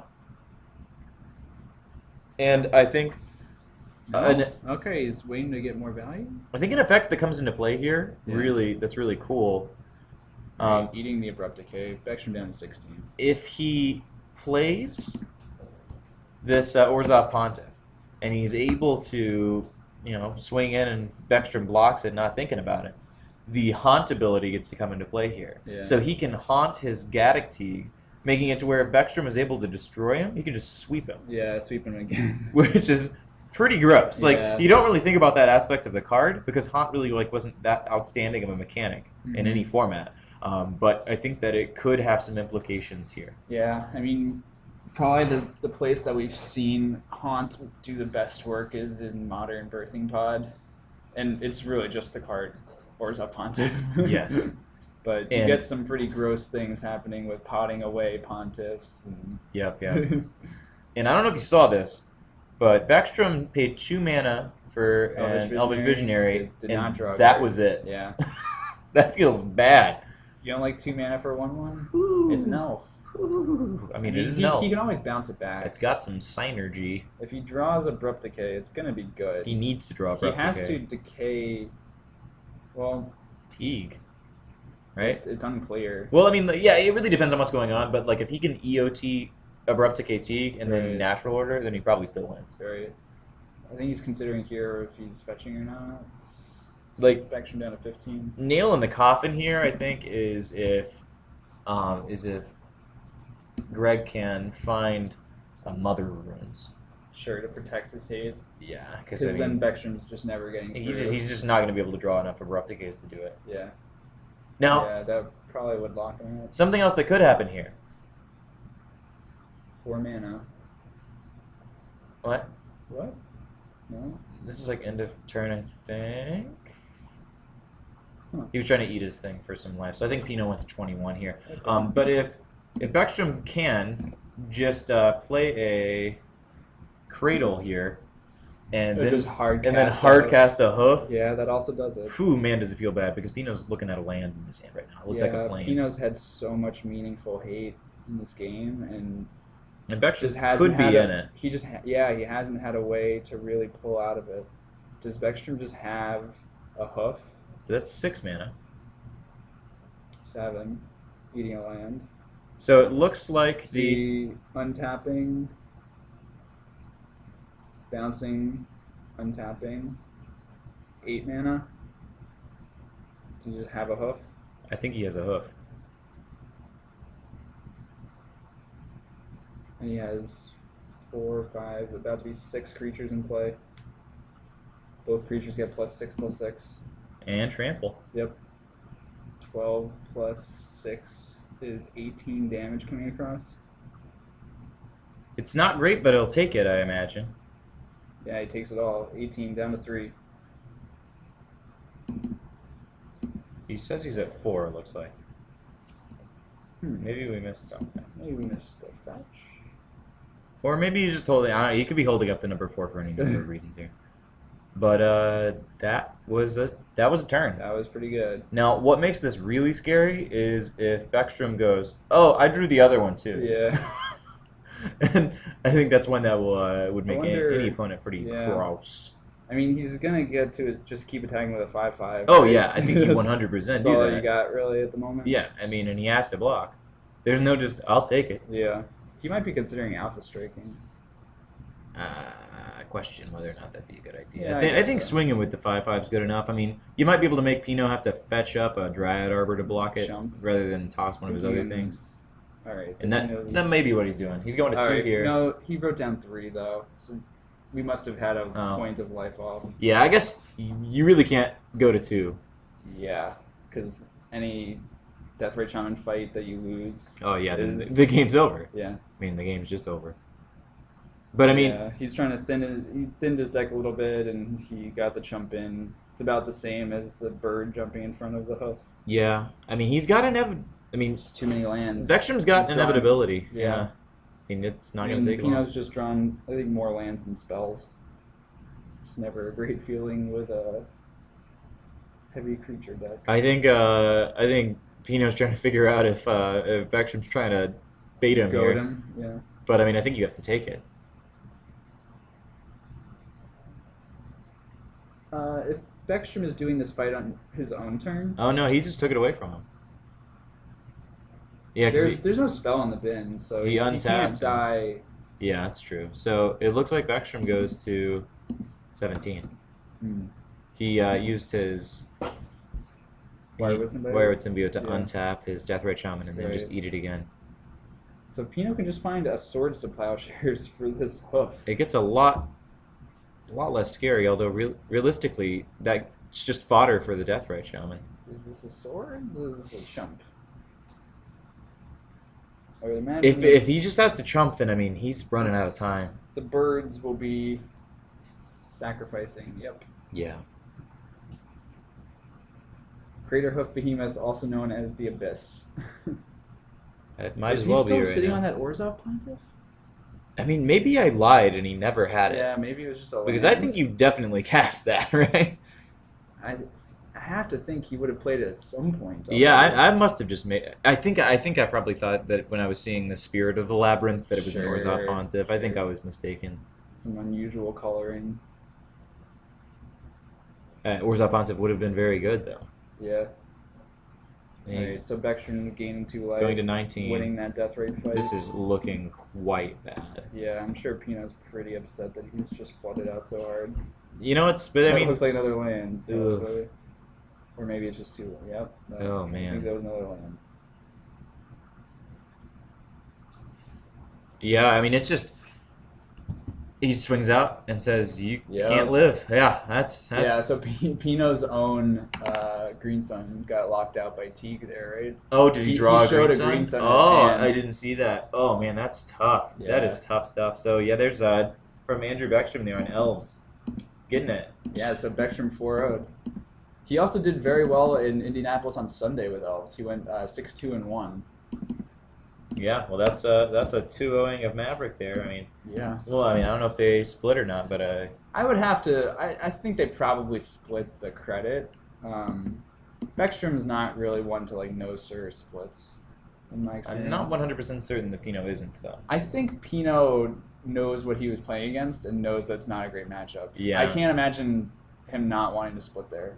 Yeah, not 100% sure. We'll pull it back here to the desk. We might just let this ride our night out. Well, we could check if we have one more game to show, like Yeah. game 3. I'll see if we can't get someone else on camera here. I'm gonna run Yeah. out there really quick. We have about half the round left, so there's a decent chance we can scoot one more match over. See game 3. So I think if I just sum up the night, it seems like it's been completely different from what we saw on Monday. All right, so we have Andrew Beckstrom in the booth again. That seems like a positive matchup for Elves. I'm a huge troll. Did you see what I did in game 2? What? I didn't use Cradle to get Behemoth out. Oh, you just made it harder?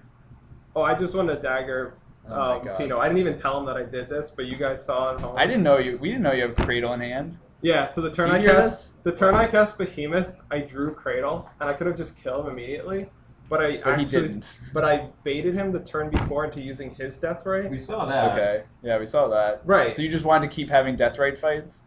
No. I just was like showing off. I was so excited. I was just showing off. No, I was excited that I got him, that I baited him into using his Death Ray to Yeah. gain like a meaningless 2 life. Uh-huh. Because he did that, he Yeah. couldn't stop. I had You 8 couldn't mana. stop your mana. Yeah. Right. If You he were just gonna be able to doesn't do fight it anyway. If he just doesn't fight over that meaningless Yeah. like gain 2 life, he could stop me from getting to 8 mana. So you wanted to So like, I drew prove the a point. Cradle. So I just wanted to show that It was I all could do moot because you drew the Cradle, but you just wanted to like prove Yeah, a and we had point. split, so like I had already like Okay, so you did the split. results of the match were in. But Right, yeah. but I mean, it's nice that you guys like put a show on us for the camera for us. Thank you Yeah. for playing Pino. Oh, yeah. It's a tough matchup. It's definitely a tough matchup. So today I have 3 Spirit of the Labyrinth main. Right. We saw it. Because It of- was very good Because there. Treasure Cruise and Elves are winning. Yeah.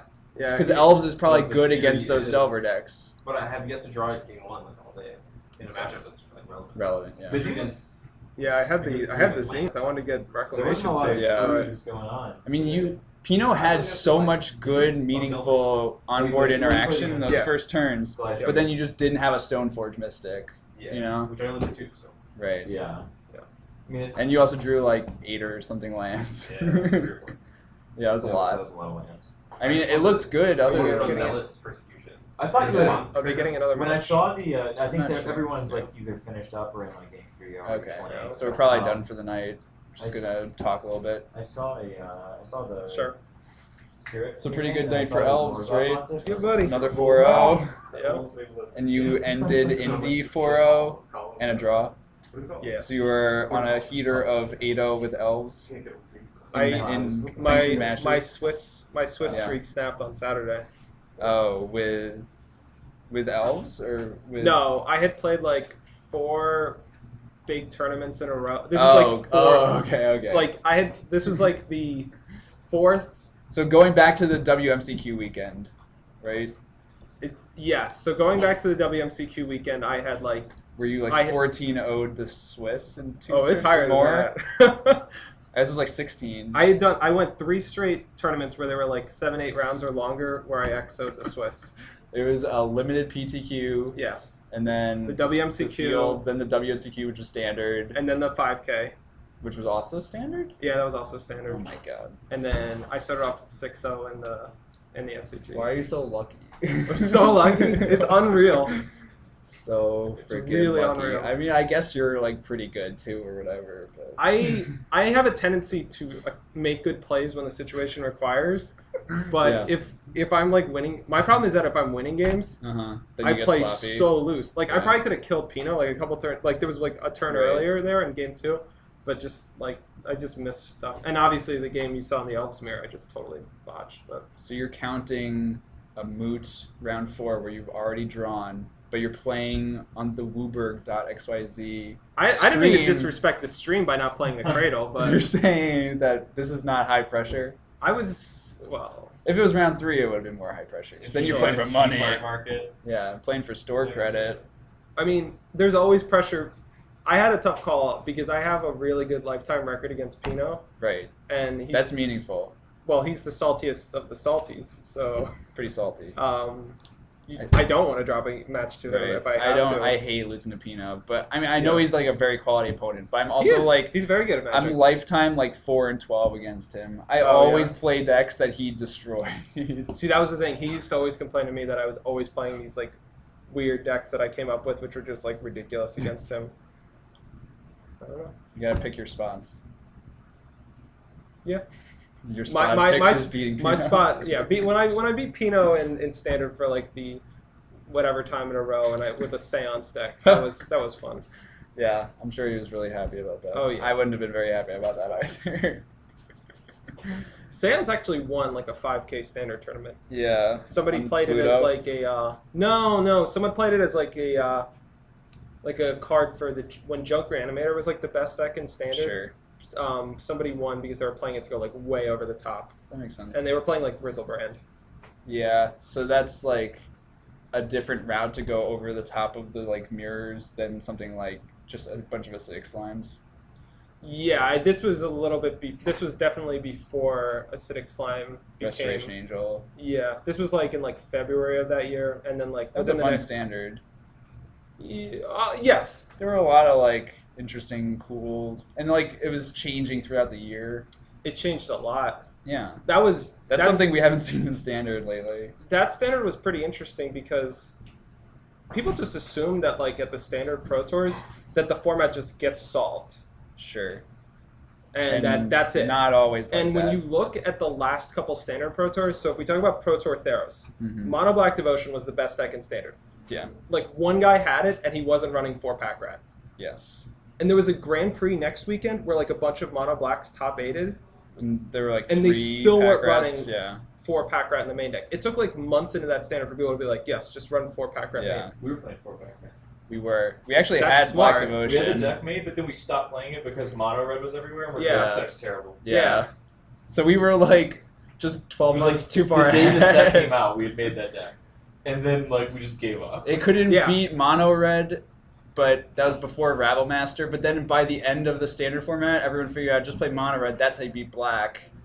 But then we just gave up on the deck. Well, red was just way like too always early. good against black. It was just depending upon the weekend. Some weekends black had 3 Farika's Cures Yeah. and 2 Drowning Sorrows in their sideboard, and some weekends they were just Yeah. totally loaded up with all the Duresses and all the dark betrayals in the world. Our tech, when we were testing that, was festering newt.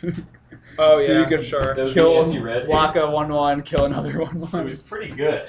It was okay. It's not insane. I know like Tom Ross plays at times. He plays what is it? It's the 2-mana artifact infect creature. When it dies, you get to use a -1/-1. Yeah. Because when you're playing against like grindy removal decks, just kill their Dark Confidant. Mm-hmm. So yeah, Festering Newt, I can believe it. Wasn't bad. It was okay. I mean, we tested it a bunch. Yeah. That's like, it wasn't enough. It is one of the most fun times of the year for Standard. It's just like even this week, we haven't seen what the pros are doing yet. Like, whatever happened at the Open last week is probably not the best thing, right? Yes. We probably have not seen... No way. Oh yeah, yes, absolutely. I mean, We might have decks gotten were just some, like not shadows of something. There were decks which did very well at both Opens that were just not at the other Open. Right. So clearly something has not been found. Oh yeah, totally. And the other thing that I'm working really, really hard on the Ascendancy combo deck that I did Got well 11th with. with, yeah. Not for like the next week, and I've been still working on improving it. Not because I actually have a big Standard tournament before the Pro Tour, Right. but I'm pretty sure from talking to people that you're going to see People are that gonna play deck it. played in some number at the Pro Tour. Right. And I'm honestly just working on it because I just want to it's almost like I have a test. The test is find the best Jeskai Ascendancy deck. Sure. And my answers are going to get checked when the Pro Tour starts because when I see what version of the deck whatever team is playing, the teams that are playing it, and then I'll know oh, okay, yeah, I figured that out in time. Right. I'll join your testing team next. Yeah. It's fun. Man. And did you figure it out by yourself too? Yeah, I mean, Or I think, almost by yourself? That'd be pretty impressive. Yeah. Figuring things out on your own is The answer Useful. sure didn't come from our It's- G-chat. No. You can. Our group G-chat. You can. Nothing good comes from that. Yeah, you just test against Ensoul and robots all day. Yeah, we're gonna go jam some games with that. Daring Thief. Seems good. I don't know. Bye, Pino. Good job. All right, but yeah, I want to pack this up. So. All right. Yeah, we All should right. wrap this up. Fun times, guys. Pino, get out of here. Alrighty. Don't forget, we will have this uploaded on YouTube shortly. So if you Yeah. missed some of this tournament tonight, we will we'll have it on there soon. And by shortly, probably a day. So By shortly, I mean right now. Mark's uploading it right now. It's already from his there. cell it's phone. already there. No, It's not good. there. It's not. Don't Oh go god. look. All right, guys. Well, thank you everybody for tuning in again. Make sure you tune back in on Monday, 7 o'clock Central Time, and we'll have If you more if Legacy. you liked what you saw, you should subscribe. You should follow us. Probably. Yeah. Probably. Probably. It'll tell you when we start doing On it. Twitch, on Also, YouTube if you want to see Once, the videos. yeah, once we get to On like Facebook. Facebook, yeah, and then Twitter. It's all WUBRGxyz. yeah, Yeah. and then once we get to 100 followers, I'm gonna drink like crazy and Okay. take the day off from work. I'm gonna. Yeah, you are. Not Yeah, do you're gonna that. do it. Yeah. All right, guys. Ooh-wee. Thank you. We'll see you later.